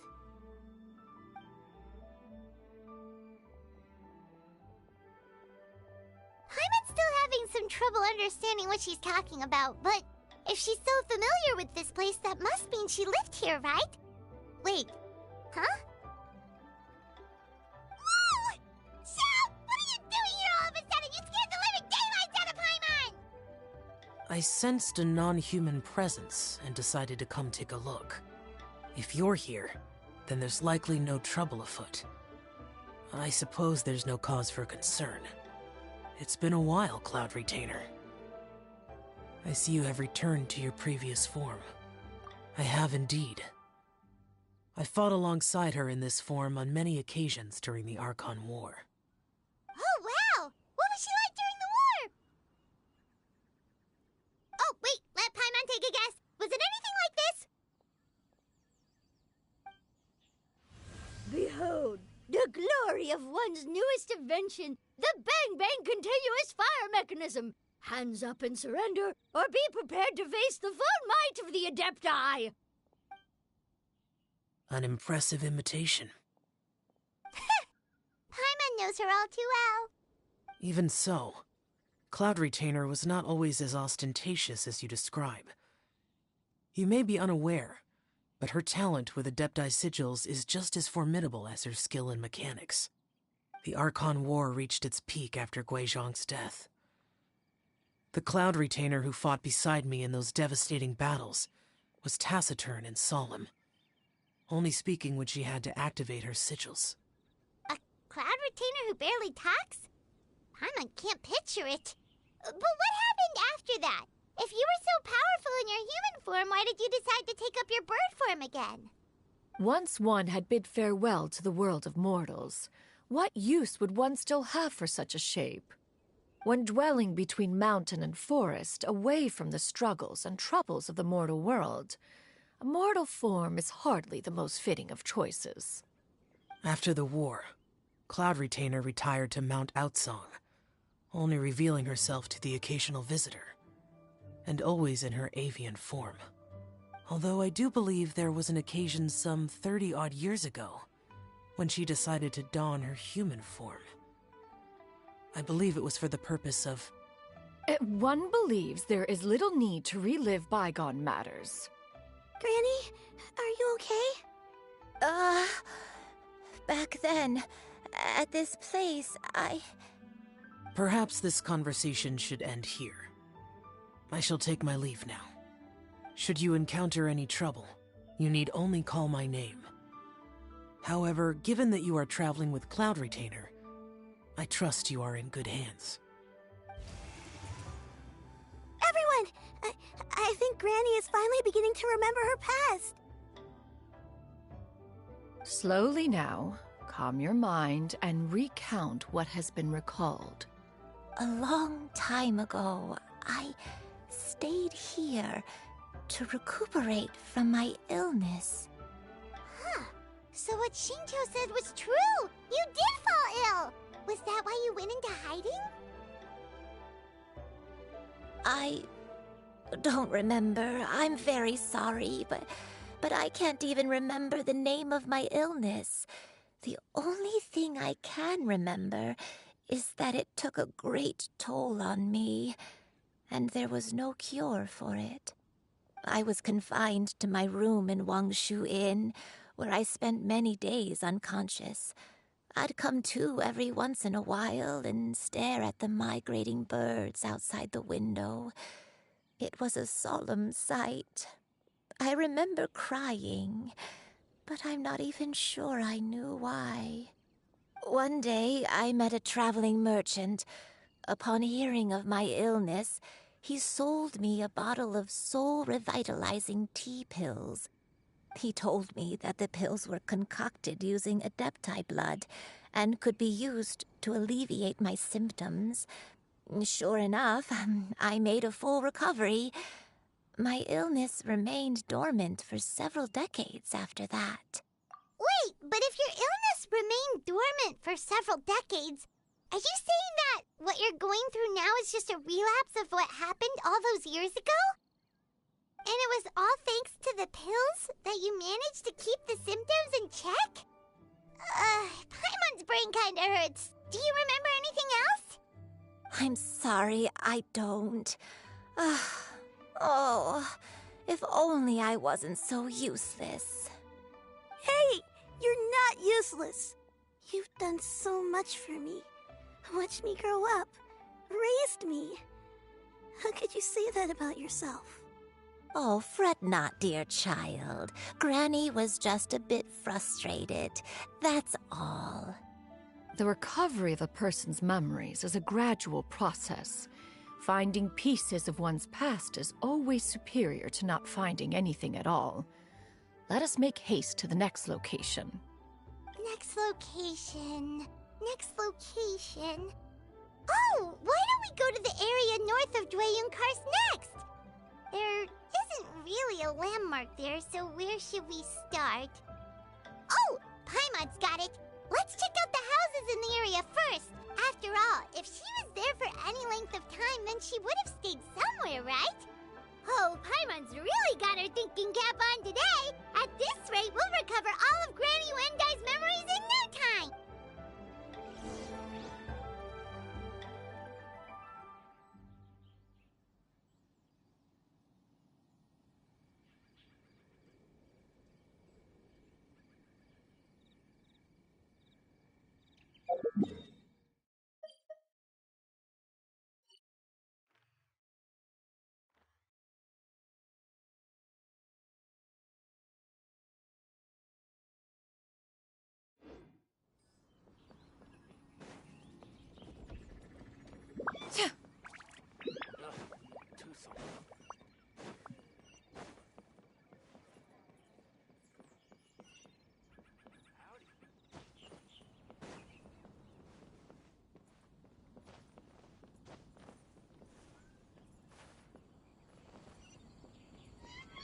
Yeah!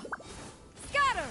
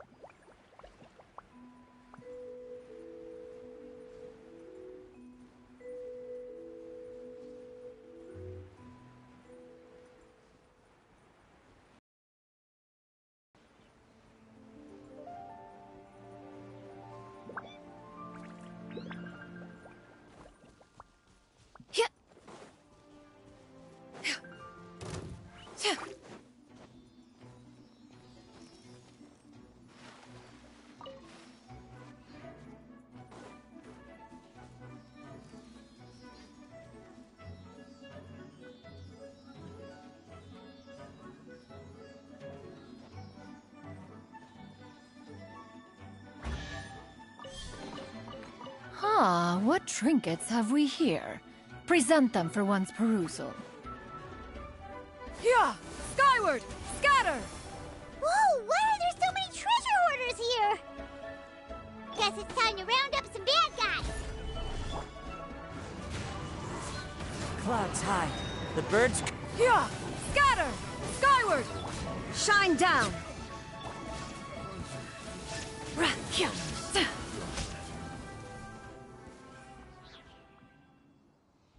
Do you remember anything about this place, Granny Let me think. I feel like I've been here before, but I don't think I stayed here too long. I might have just rested here briefly before continuing on my way. Got it. That's okay. There are still plenty of other places we can check. Wait a second. If I remember correctly, I believe I brought... Ah, yes. I brought some sweet snacks with me. Go on, take some. You need to eat a lot if you want to grow big and strong. Oh, thank you. Then Paimon will help herself. Skyward! Scatter!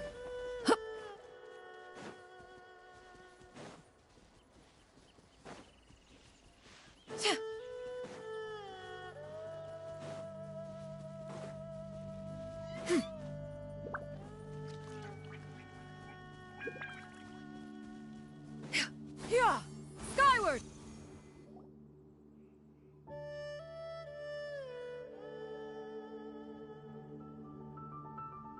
Paimon sees an abandoned house. Why don't we take a break over there? This place... it's...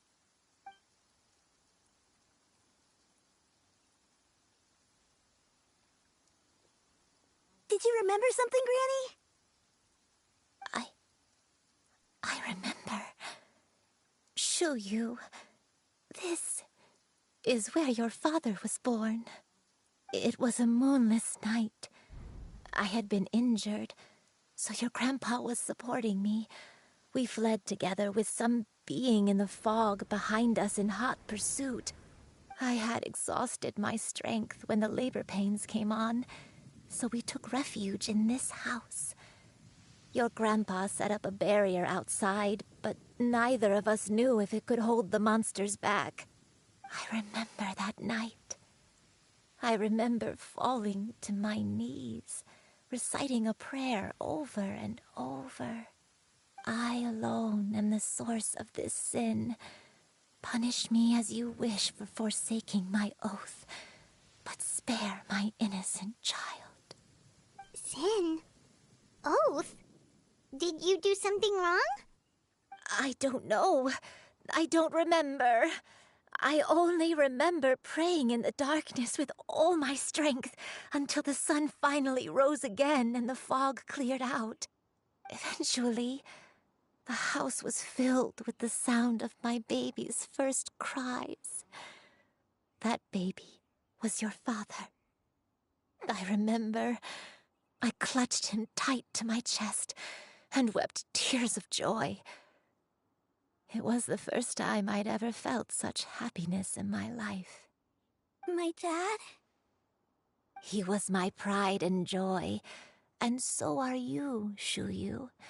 You're so much like him, and I love you both so much. But you're always going to be different from me. Why?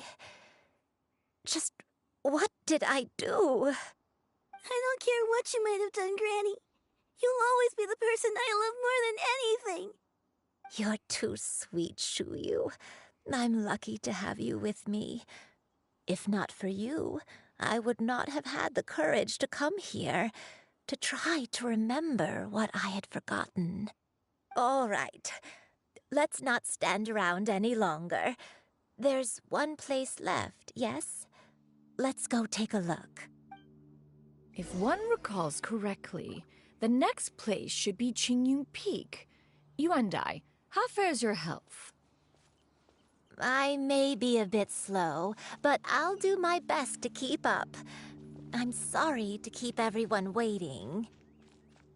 Climb on. I shall carry you to the top. Oh, such lightness of weight. All those who grow old grow frail in the end, do they not? First, you lose your memory, then your health. Eventually, you end up losing everything. My only wish is to depart this world with a lucid mind, to free myself of this torment and the burden it places upon others. Fret not. You have my aid in this endeavor.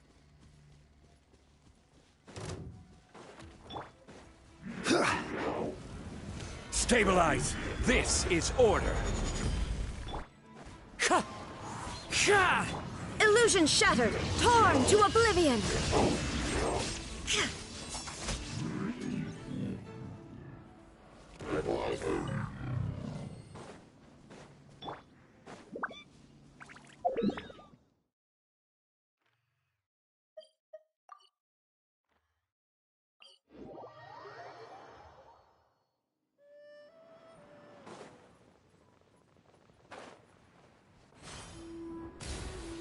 Yeah.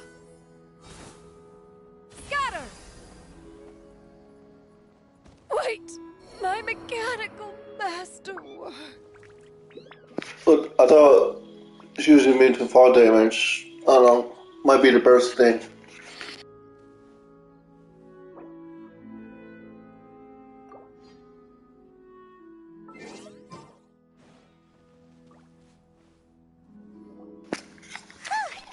We're finally here.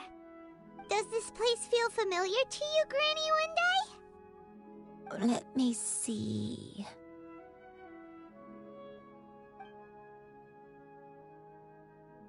How strange. Have I lived here before? When we were at Wangshu Inn and the abandoned house earlier, though I couldn't remember everything, I still felt a sense of familiarity. I could easily picture myself in those places. But here, I don't have that feeling.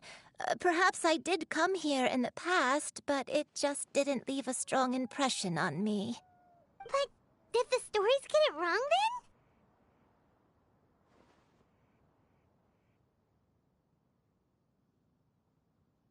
then? Yeah, that's true.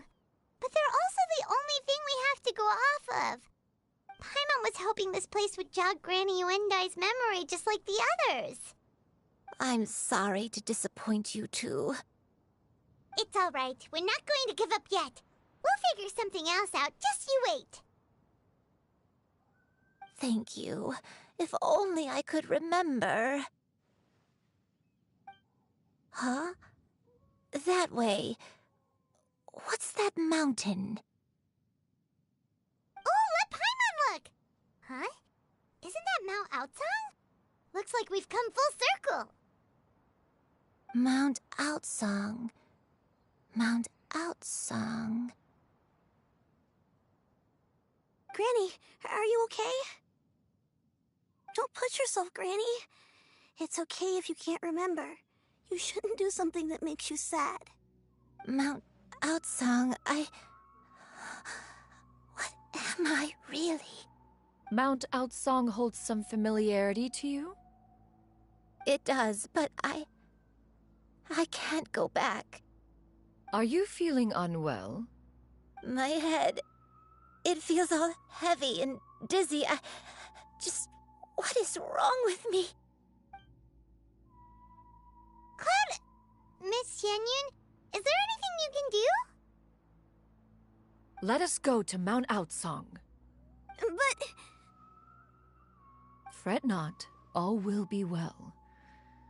You and I, you have already given more than enough to the pursuit of this endeavor. You may leave the rest to me. I've prepared something that can aid you in suppressing the fear in your heart and restoring your lost memories. It currently resides at Mount Outsong.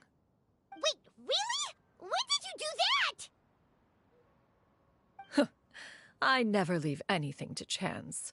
All will reveal itself when we arrive.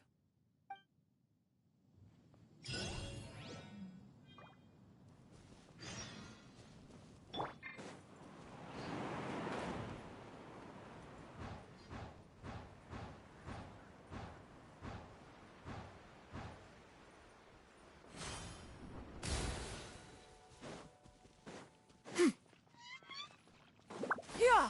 Skyward! Scatter! Come on, just tell Paimon already! What's this thing you've prepared?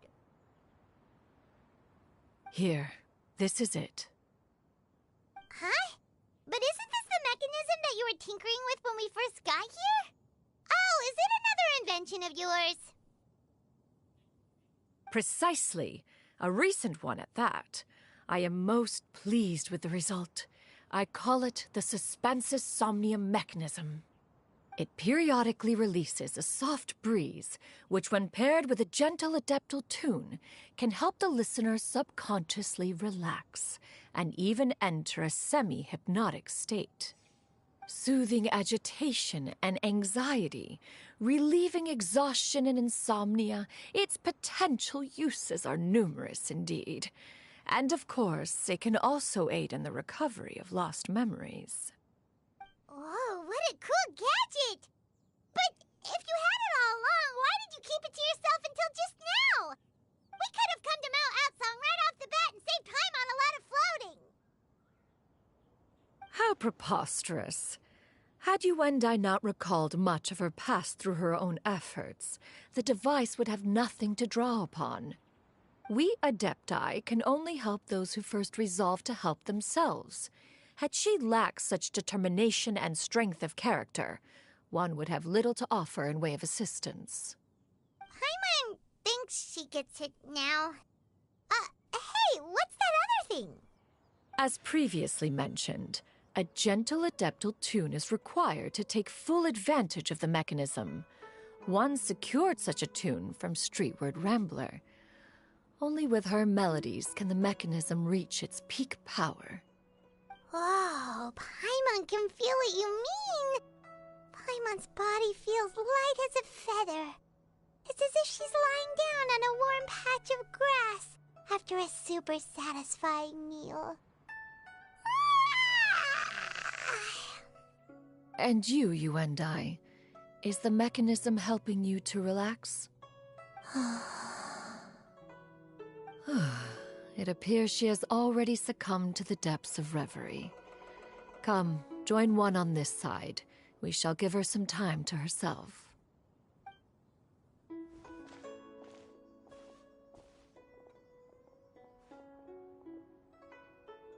The drought is over. But why do you look like you want to cry? The potion. It's nearly run its course. I've never regretted meeting you. Not even for a second. Please. Please, no.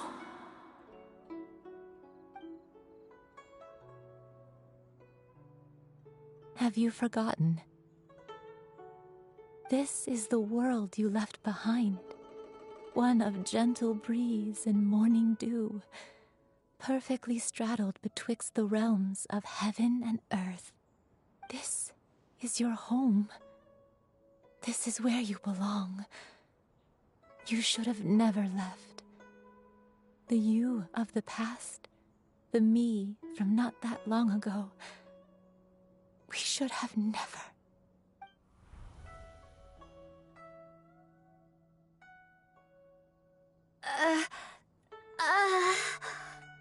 So that is the truth. No wonder this place is so... Granny, are you okay? Cloud Retainer. Your memories have returned? Wait, did you just call her by her full name? Does that mean you already knew each other? Yes. I now remember everything. Everything. Granny, please don't cry. I'm here. I'm here. Oh, don't worry, my dear child. Granny is fine. I'm so sorry, everyone. You've gone to so much trouble on my behalf. It's all come back to me now. The most important thing that I had forgotten was the truth of what I once was. One can sense the guilt that now plagues your conscience. Reclaiming a truth long buried is sure to come with a myriad of complex emotions.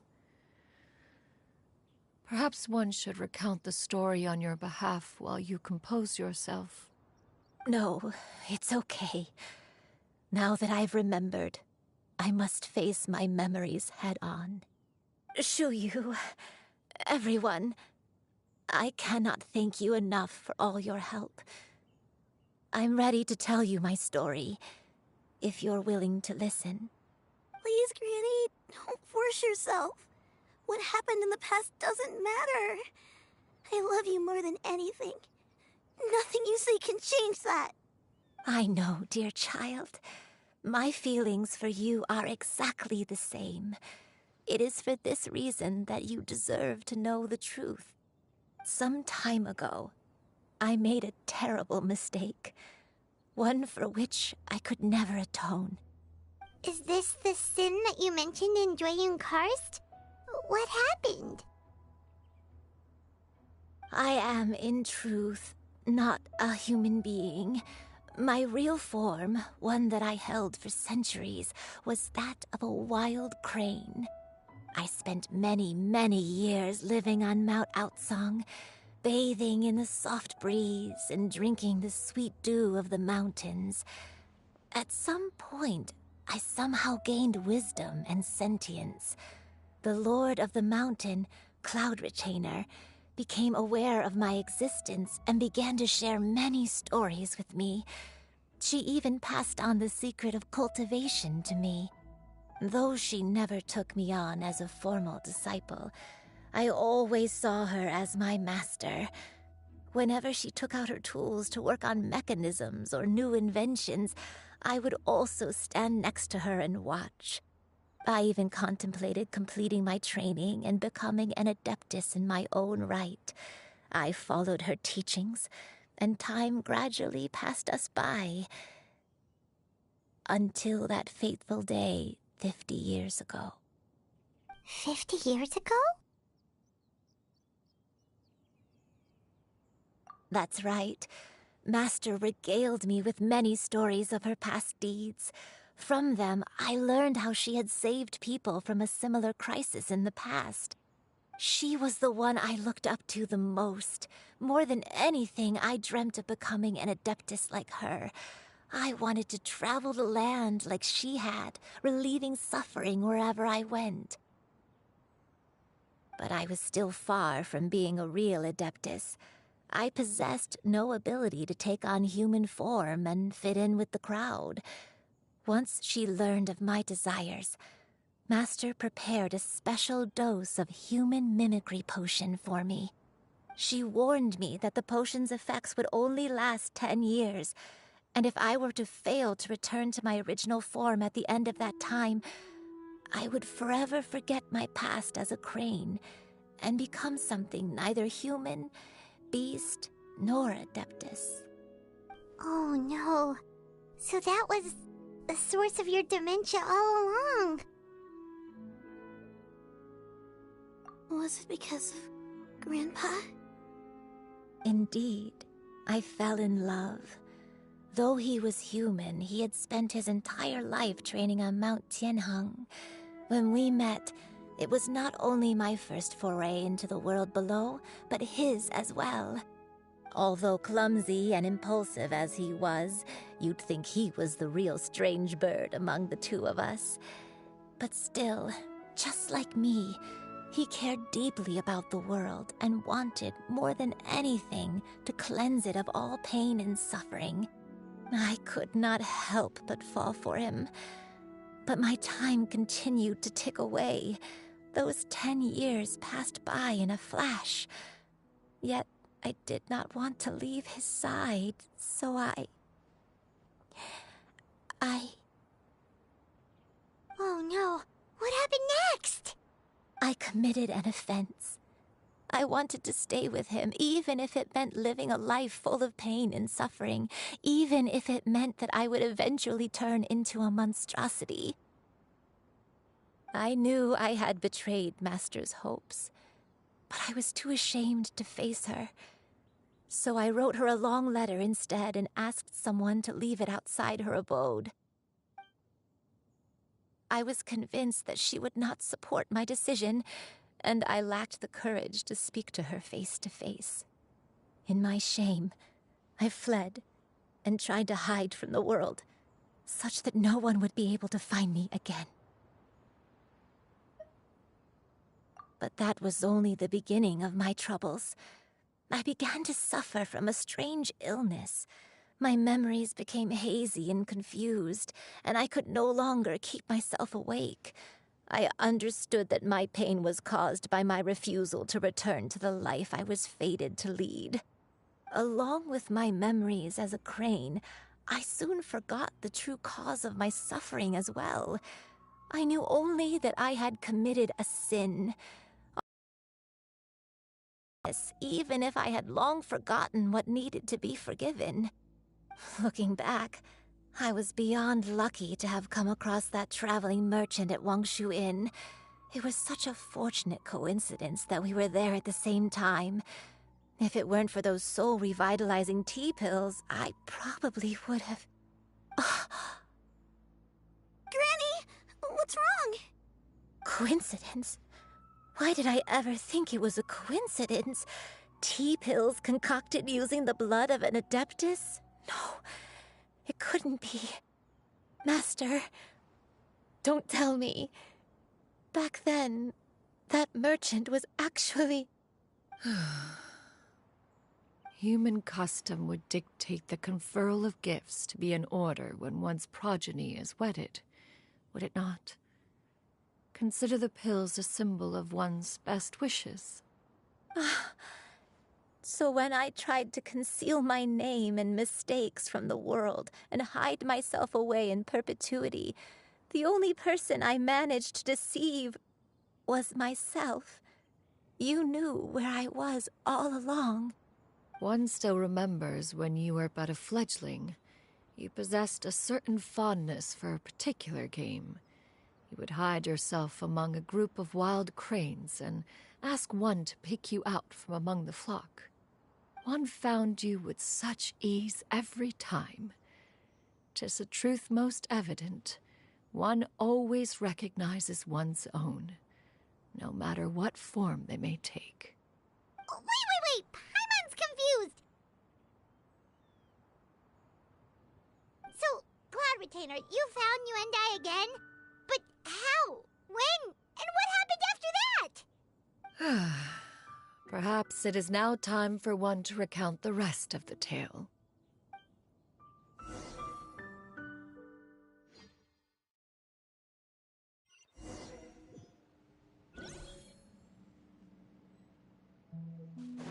One was furious upon receiving your letter.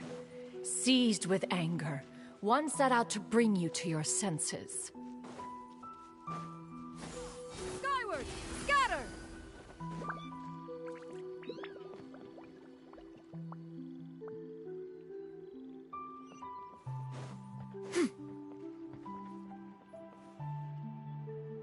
In truth, one had more than a few misgivings about your chosen partner. As an exorcist, his talent was lacking. One could hardly say his skill with sigils was any better. But soon, one came to appreciate the devotion he bestowed upon you during your illness. He never uttered a complaint and rarely left your side. Unwilling to begrudge someone of such character, one decided to overlook his aforementioned deficiencies, glaring though they may have been. Wishing to grant you a life without regrets, one gathered many divine ingredients and used one's own blood to create a form of medicine. Though imperfect, it managed to suppress the more dire effects of your illness. As for how to deliver the medicine, After much contemplation, one eventually decided to perform the deed oneself. One took great care to alter one's features and select the appropriate attire. Only after meticulous scrutiny did one finally set out for Wangshu Inn. As one expected, you were most ignorant of one's true identity. You showed not even the slightest inkling of recognition. One was quite torn. Should one have celebrated the success of one's disguise, or mourn the loss of your acquaintance?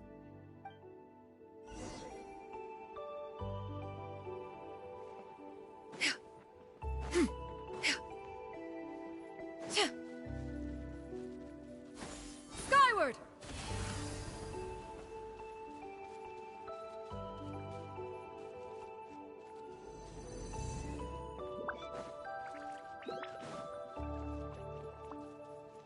Yeah. Nevertheless, one would speak to you about another matter, if you are amenable. Even considering your loss of memory, one was simply flabbergasted that you could so easily forget the consequences of consuming medicine infused with Adeptal blood. Its proclivity to attract monsters is hardly that complicated of a concept to remember. To think that you tried to travel while weak from sickness and heavy with child. Had one not intervened to clear the fog, all of you would have been lost during the night.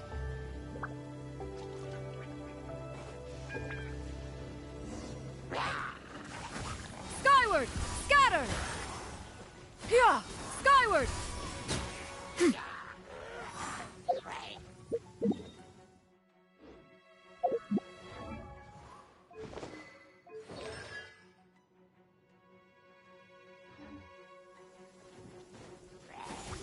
Scatter!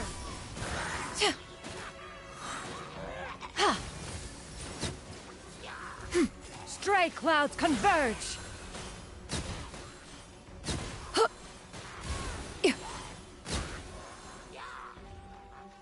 Yeah! Scatter! Skyward!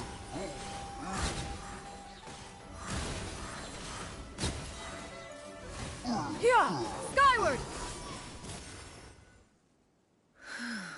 Those monsters would hardly have pursued you with such ferocity without sufficient incentive. They were likely incited by the presence of godly remains. Said godly remains, in turn, were likely drawn to the trace of one scent on your body. One was, after all, an active participant in the Archon War. Some of the gods were likely shattered by contraptions of one's very making. In the end, one was relieved to see you endure through the night. At the break of dawn, one heard an infant's cry pierce through the air, and one saw you carefully cradle the child to your chest. Although certain mortal matters remain foreign to me, one could not help but be moved by your joy. To see you happy, that was more than enough.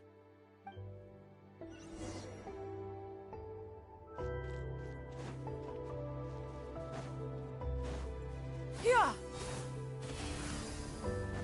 Now you should have a complete understanding of the events. Wait! But if that's true, then the crane who took care of me when I was sick must also be... Ah, one had almost neglected to recount the absurdities of that tale.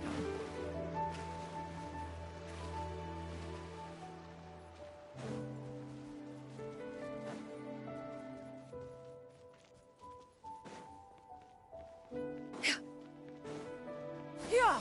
Skyward! Scatter! Just as you and I troubled one with her antics, so did you give one many a headache. Upon finding you burning with fever, one made plans to bring you back to one's abode for treatment. However, upon seeing one's form, you began to cry, refusing to get on one's back. When one asked you why, apparently you believed that one could not possibly be a true Adeptus, because all illuminated cranes are white from tip to toe. One had no choice but to apply powder to one's body, to conceal the variegated nature of one's appearance. You became more than amenable enough when one stood before you devoid of any other coloring. It bears mentioning, however, that as a crane, Yuendai was nearly entirely pure white in color. Though you had never encountered her in that form, you still recognized the essence of her being. Perhaps fate brought you two together in more ways than one.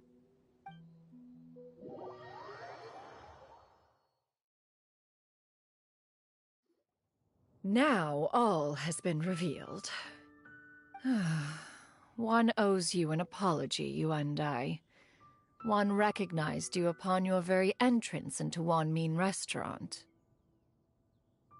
One has always viewed you as a disciple of equal standing with Ganyu and Shenhe.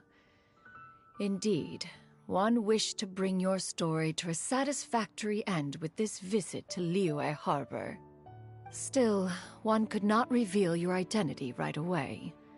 Had one simply informed you of all you had lost, all those cherished memories would merely have become the fictionalized account of another. Memories are most meaningful when recalled by those who lived through them. Would you not agree? Even if the process was painful and arduous to experience. Have you any further inquiries? Master, I must ask, if you found me all those years ago, why did you leave me be, even though you knew about my mistake? Why did you not bring me back to Mount Outsong by force? One has never regarded your action as a mistake. It was a simple choice, nothing more. When it is time for one's progeny to leave the nest, it is the responsibility of an elder to let them fly free. Yet, when your wings grow weary and the night grows dark, just know that you always have a place to which to return. 'Tis a refuge referred to by many a name in mortal writing. Home, nest, haven. Whatever its denomination may be, its essence remains quite unchanged. One speaks, of course, of a place not unlike one's own abode. One's disciples are free to come and go as they wish, yet the door remains forever open to those who wish to return. One rather hopes you count yourself among them. Thank you.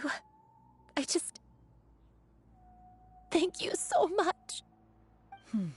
You and I. One expects you too have sensed the rapid deterioration of your condition as of late. Have you not? 40 years ago, you chose a path without a future.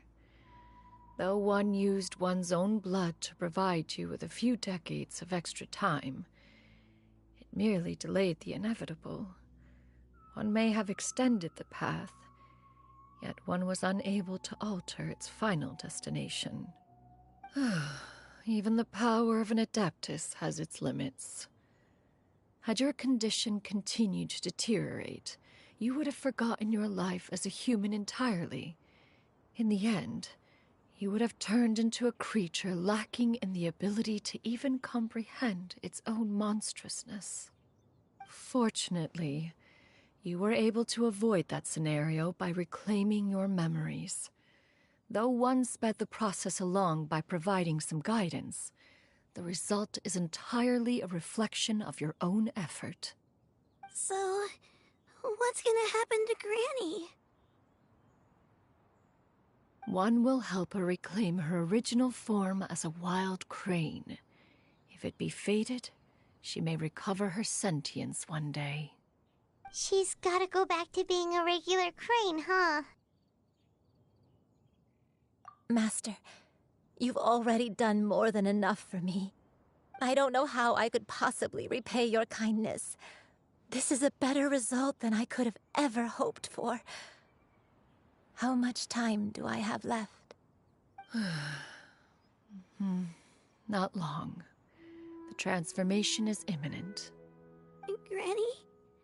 Please don't leave, okay? You're all I have left. Please. Don't be sad, dear child. Granny has led a wonderful life. My only regret is having to leave you behind. Don't forget to eat well, okay? A growing young lady like yourself needs lots of good food to grow big and strong. Promise Granny you'll take good care of yourself when I'm gone.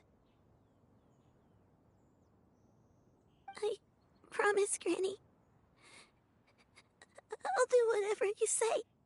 Good girl, good girl. Don't worry. It's not goodbye forever. Granny's gonna become the most formidable crane in all of Mount Outsung. Granny will train day and night.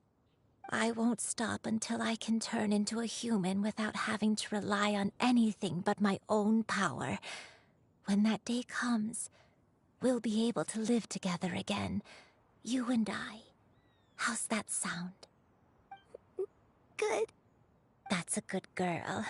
Even though we won't see each other for a little while, as long as we both work hard, we're sure to meet again someday. I'll eat well, Granny. I promise. And I'll wait for you, no matter how long it takes. I'll wait for you to come back. That's a good girl. Then Granny regrets. I'm so sorry, Master. Thank you for everything.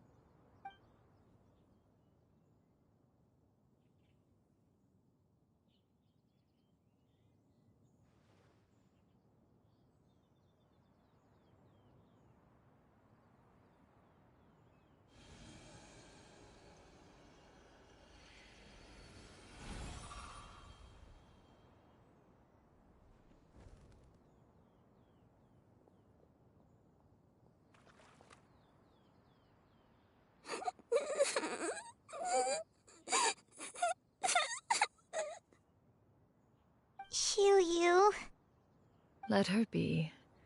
At her age, crying is a natural, if not fitting, response to such an event. Tears are a necessary part of maturation. Sometimes there is scarcely a better vehicle to wash away the toll. One will wake you in due time.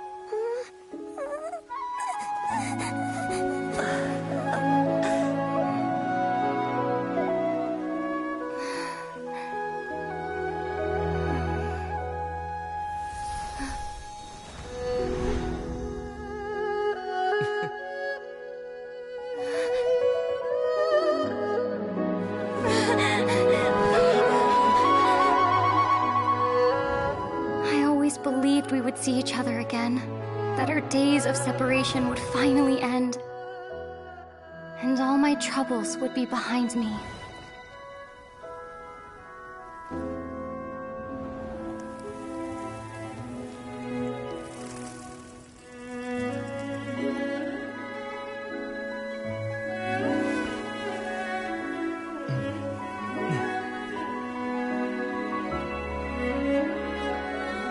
If only things...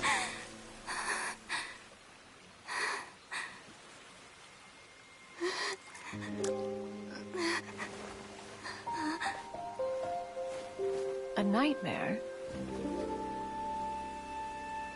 Curious. If you're relaxed, shouldn't your dreams be pleasant? It was a good dream. It's just... you weren't ready to wake up.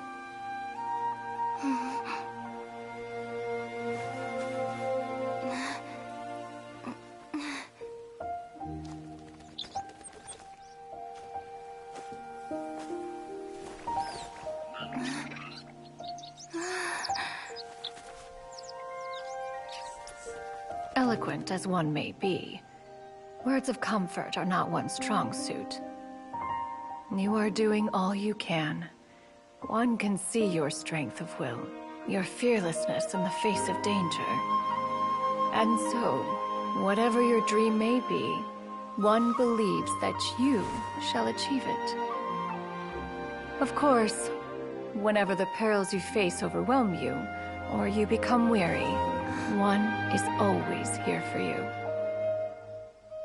After all, as an elder, it is only right to look out for the young ones.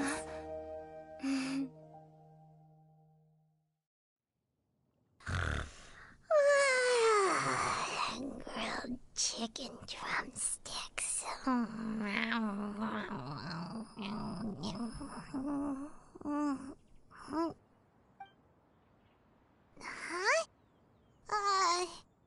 Was Paimon sleeping just now? Oh, Paimon wasn't talking to you. Paimon had a dream about eating grilled chicken drumsticks, that's all. Madam Adeptus? Oh, Shuyu, you're awake. How do you feel?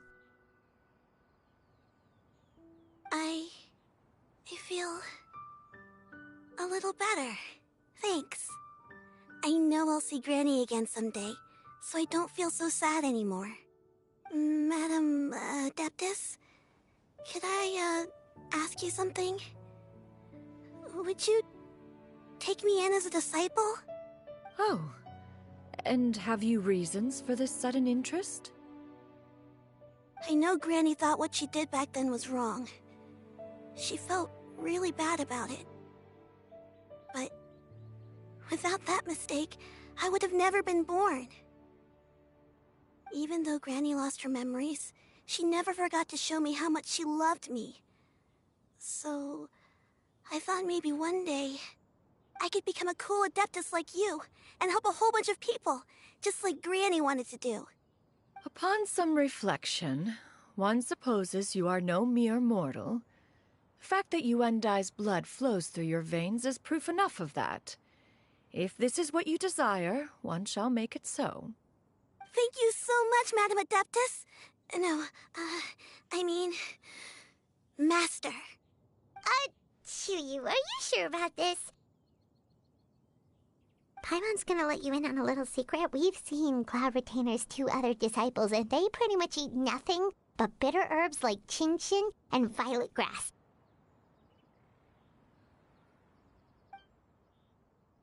If you join them, you'll never enjoy One-Min Restaurant's delicious cooking ever again. How utterly preposterous. One has never enforced such a rule. Every individual must find their own path to enlightenment. So long as one retains a pureness of spirit, one's dietary proclivities are quite irrelevant. Well, you say that, but Paimon's not seeing any tasty treats up here now, is she? Although Mount Outsong is rich in natural beauty, its location does preclude access to certain finer mortal comforts. That is precisely why one plans to relocate to Liyue Harbor. Shuyu shall have the honor of becoming one's first disciple in the human world. Whoa, you're leaving Mount Outsong? One has never concerned oneself with the location of one's residence. From the very beginning, one has sought only solace and peace. Yet in the end, all of one's disciples ended up in Liyue Harbor. Ganyu, Shenhe, Yuendai, they all chose a life among the mortal world. One has reflected on this fact for many years now. One can only assume that it is due to some failing on one's part as an elder or master. A failing, perhaps, of recognizing what it was they truly wanted. One is most curious as to what aspect of Liyue Harbor could have enticed them to remain there. One could hardly offer an opinion on the matter, but perhaps some time in the harbor will prove instructive. Why are you all so silent? Paimon is, just a bit shocked, that's all. So, does this mean we can grab a meal together in Liyue Harbor sometime? One has precious little time to squander. However, if one finds oneself otherwise unoccupied, one would not be opposed to the idea. One will be assuming the identity of a human while residing in Liyue Harbor. You should take care to avoid disclosing one's true identity. Don't worry, we'll help you keep it a secret. So, when can we expect to start seeing you in the city? Perhaps in 2 days' time. One has some matters to see to before one's departure. Preparation is the key to success, after all. One plans to put up various items from one's collection for sale. The earnings should provide for a comfortable living in Liyue Harbor. One has already picked out a handsome property near Chuhu Rock. 'Tis no small purchase, but what is mortal life if not one expense after another? Seems like you've really thought of everything. Then how about we meet up in Liyue Harbor in 2 days? A sensible plan. See you then. Oh, also, why don't you take this suspense somnium mechanism as a souvenir? Anytime you should feel ill at ease in the future, you may try quieting your mind and sitting in meditation as you listen to its melodies. It might help you find a new perspective. Awesome! Thanks, Cloud Retainer! Hey, didn't we promise Shincho that we'd tell him what we found out? Should we make a trip to the Feiyun Commerce Guild? It's totally up to you.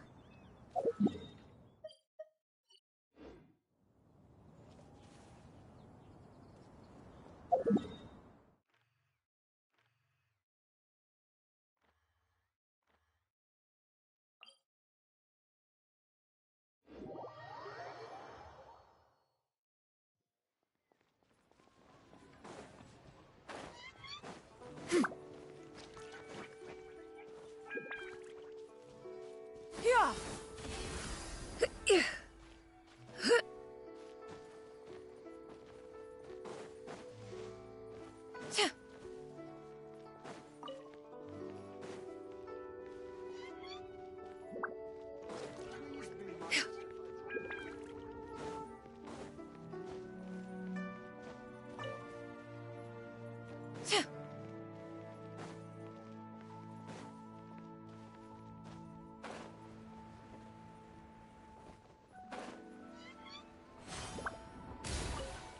We meet again, dear friends. Great! And it's all thanks to you! Ah, I see. So the stories didn't get it right after all. Even though she was a celebrated heroine, she had to bear a heavy burden that most could not hope to understand. Thank goodness for the help of that Adeptus. At least she was able to recover what she had lost. Although I cannot claim to know exactly how their story will unfold from here, I trust the ending will be a happy one. Those united in a common purpose always find a way back to each other in the end. Thank you for helping me fill in the gaps. And don't worry, I'll keep this all to myself. It's not my story to tell, after all.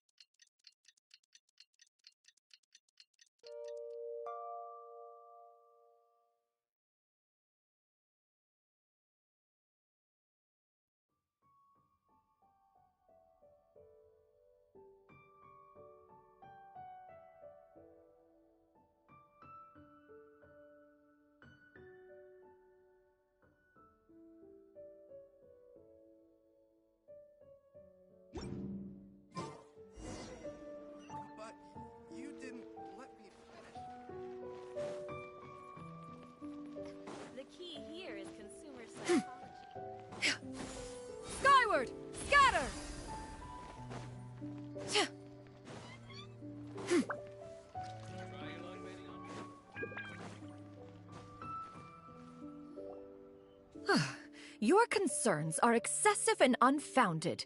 This is but a simple collection of ordinary valuables. Such intense scrutiny is hardly necessary. To be quite honest, your insistence on that fact is my primary cause for concern. In what way are any of these ordinary? Every single item here could be worth more than everything I own combined. I simply can't risk shelling out that kind of mora without proper scrutiny. If I'm wrong, I would never be able to earn it back, not even if I worked every single day for the rest of my life. I have to be careful. Yes, you can never be too careful. We're here, Clow. Miss Shenyan, what are you guys arguing about? Ah, perfect timing. This ignoramus is questioning the authenticity of my wares. I'll have you know, these items have remained untouched in my personal collection for several hundred years. To question their legitimacy is pure folly. Several hundred years? Indeed. They're family heirlooms, you see, passed down over many generations, as families are wont to do. Yep, they've definitely been around a while. We can vouch for her on that one. Hear that? Had I not found myself in need of mora, I would scarcely have had the heart to part with them. Indeed, you should consider it an honor to even have the opportunity to behold them with your own eyes. Doubt their authenticity any further, and I may just decide to take them to another buyer. Whoa, please don't go! I apologize for any insult, miss. You see, I know full well that I lack the knowledge to judge the true worth of these items. If you could wait but a moment, I've hired an expert to appraise them for me. He should be here shortly. An expert, you say? Very well. I will wait for a little while longer, then. Traveler, Paimon, this is my new residence. If you have cause to seek my company in the future, this is where you can find me. Master! Oh, it's you two again. Hello. Shiryu! You got a new outfit! It looks great on you. Mm-hmm. Master made it for me. I like it too. Huh? You know how to make clothes? Do I know how to make clothes? With the support of the proper mechanism, sewing is hardly a challenge. Master, I brought in most of my stuff. There's a few boxes left, but they're kind of heavy, so I just left them outside. Fret not. I shall help you move them into your room. Actually, I should probably sort through my stuff a bit first. Everything's kind of messy right now, so maybe you could, not look yet, Master? Yeah, that'd be great. It appears my young apprentice has her own fair share of secrets. No matter. Do what you must, child. Now, this expert you mentioned, when can we expect their arrival? Soon. Ah, there he is! Here, allow me to make some introductions. This is Mr. Zhongli, a well-respected consultant at Wangshang Funeral Parlor and an expert in all manner of valuables and antiques. One who's looking to sell the collection of valuables I mentioned earlier.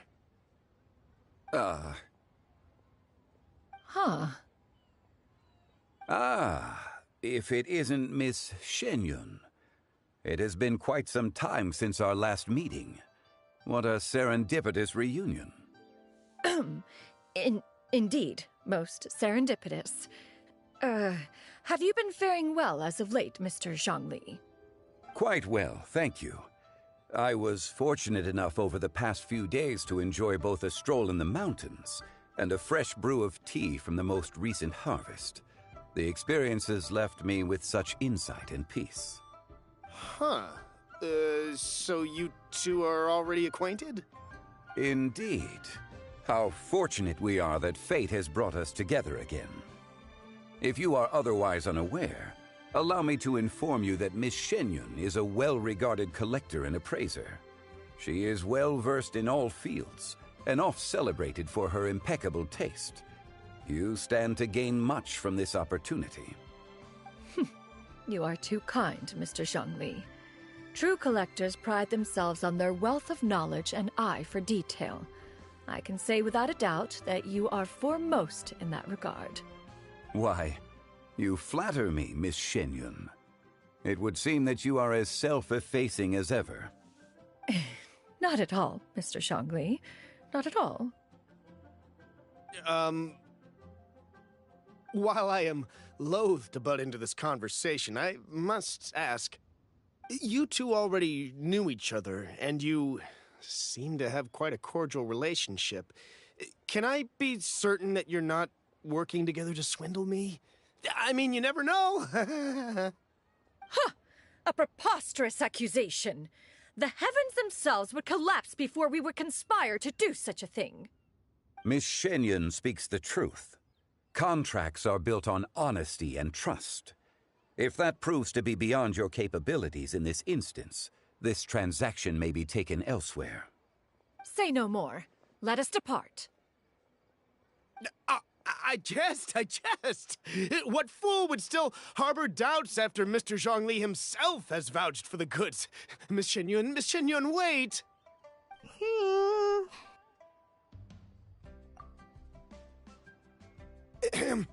I deeply apologize for doubting you. So, Mr. Zhongli, could you please give me a final verdict on the value of these items? There is no cause for concern. They are indeed rare and precious valuables. Take this mechanism, for instance. Though one may not immediately perceive its purpose, its structure and appearance are exquisite enough to merit it a place in any fine home. The same can be said for this one here.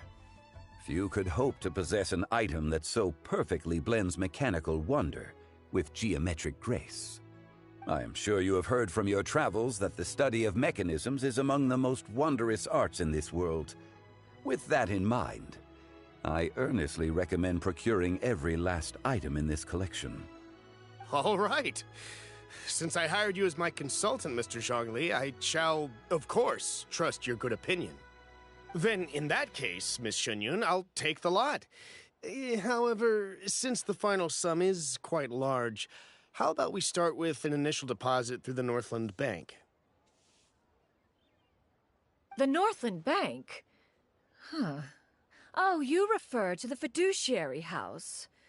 Oh, very well.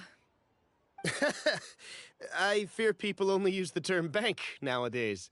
In that case, I'll be off for now. I'll return to collect the goods once you've received the funds.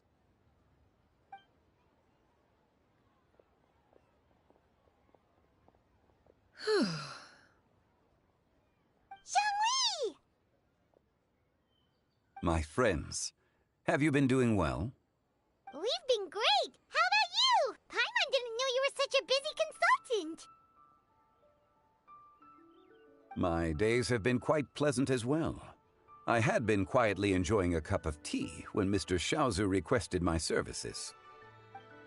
As for you, Miss Shenyun, I presume you must be looking to settle in the city? I must say, the name Shenyun sounds exceedingly strange coming from you. Perhaps you could dispense of that particular epithet in further conversation. Whatever for. Am I not addressing you as a friend should? Well, that is true, but... Alas, refer to me however you will. After all, a name exists such that others may address you with it. One is hardly ignorant of that fact. It would seem that you have gained many valuable insights over the years, Cloud Retainer. One has indeed. One's previous days were all brief. Now that one has made up one's mind to move and settle, one has gained a much better appreciation of the hubbub and commotion of the city, as well as the people's hard work and ardor.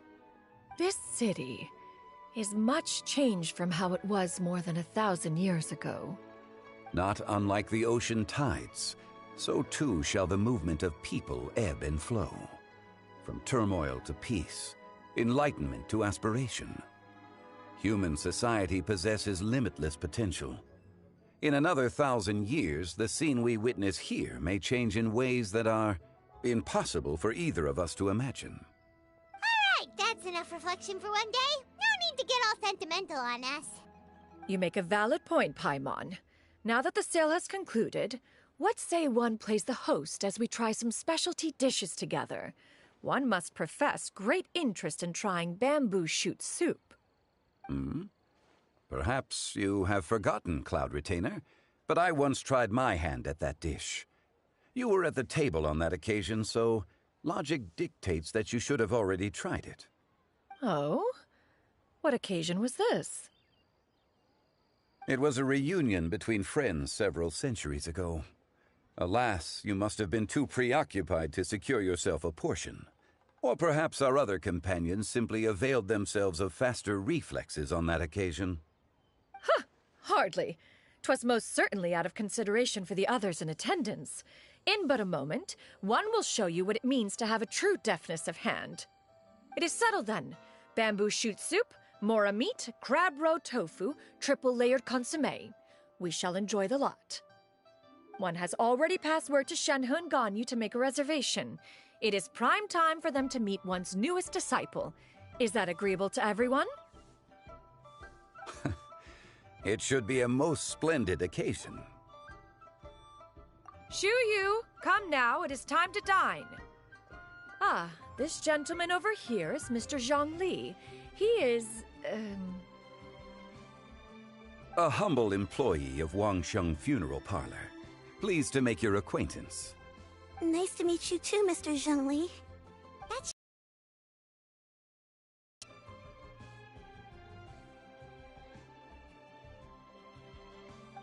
Sounds good! Actually, Master, have you ever tried Adeptus' temptation? I heard it's impossible to stop eating after even just one bite. You know, 'cause it's super tempting and stuff. Is that true? That sounds rather implausible. Although with the right preparation, certain dishes can be too delicious to resist. Huh? Why are you all walking so fast? Hey, wait for Paimon! Hey, wait up!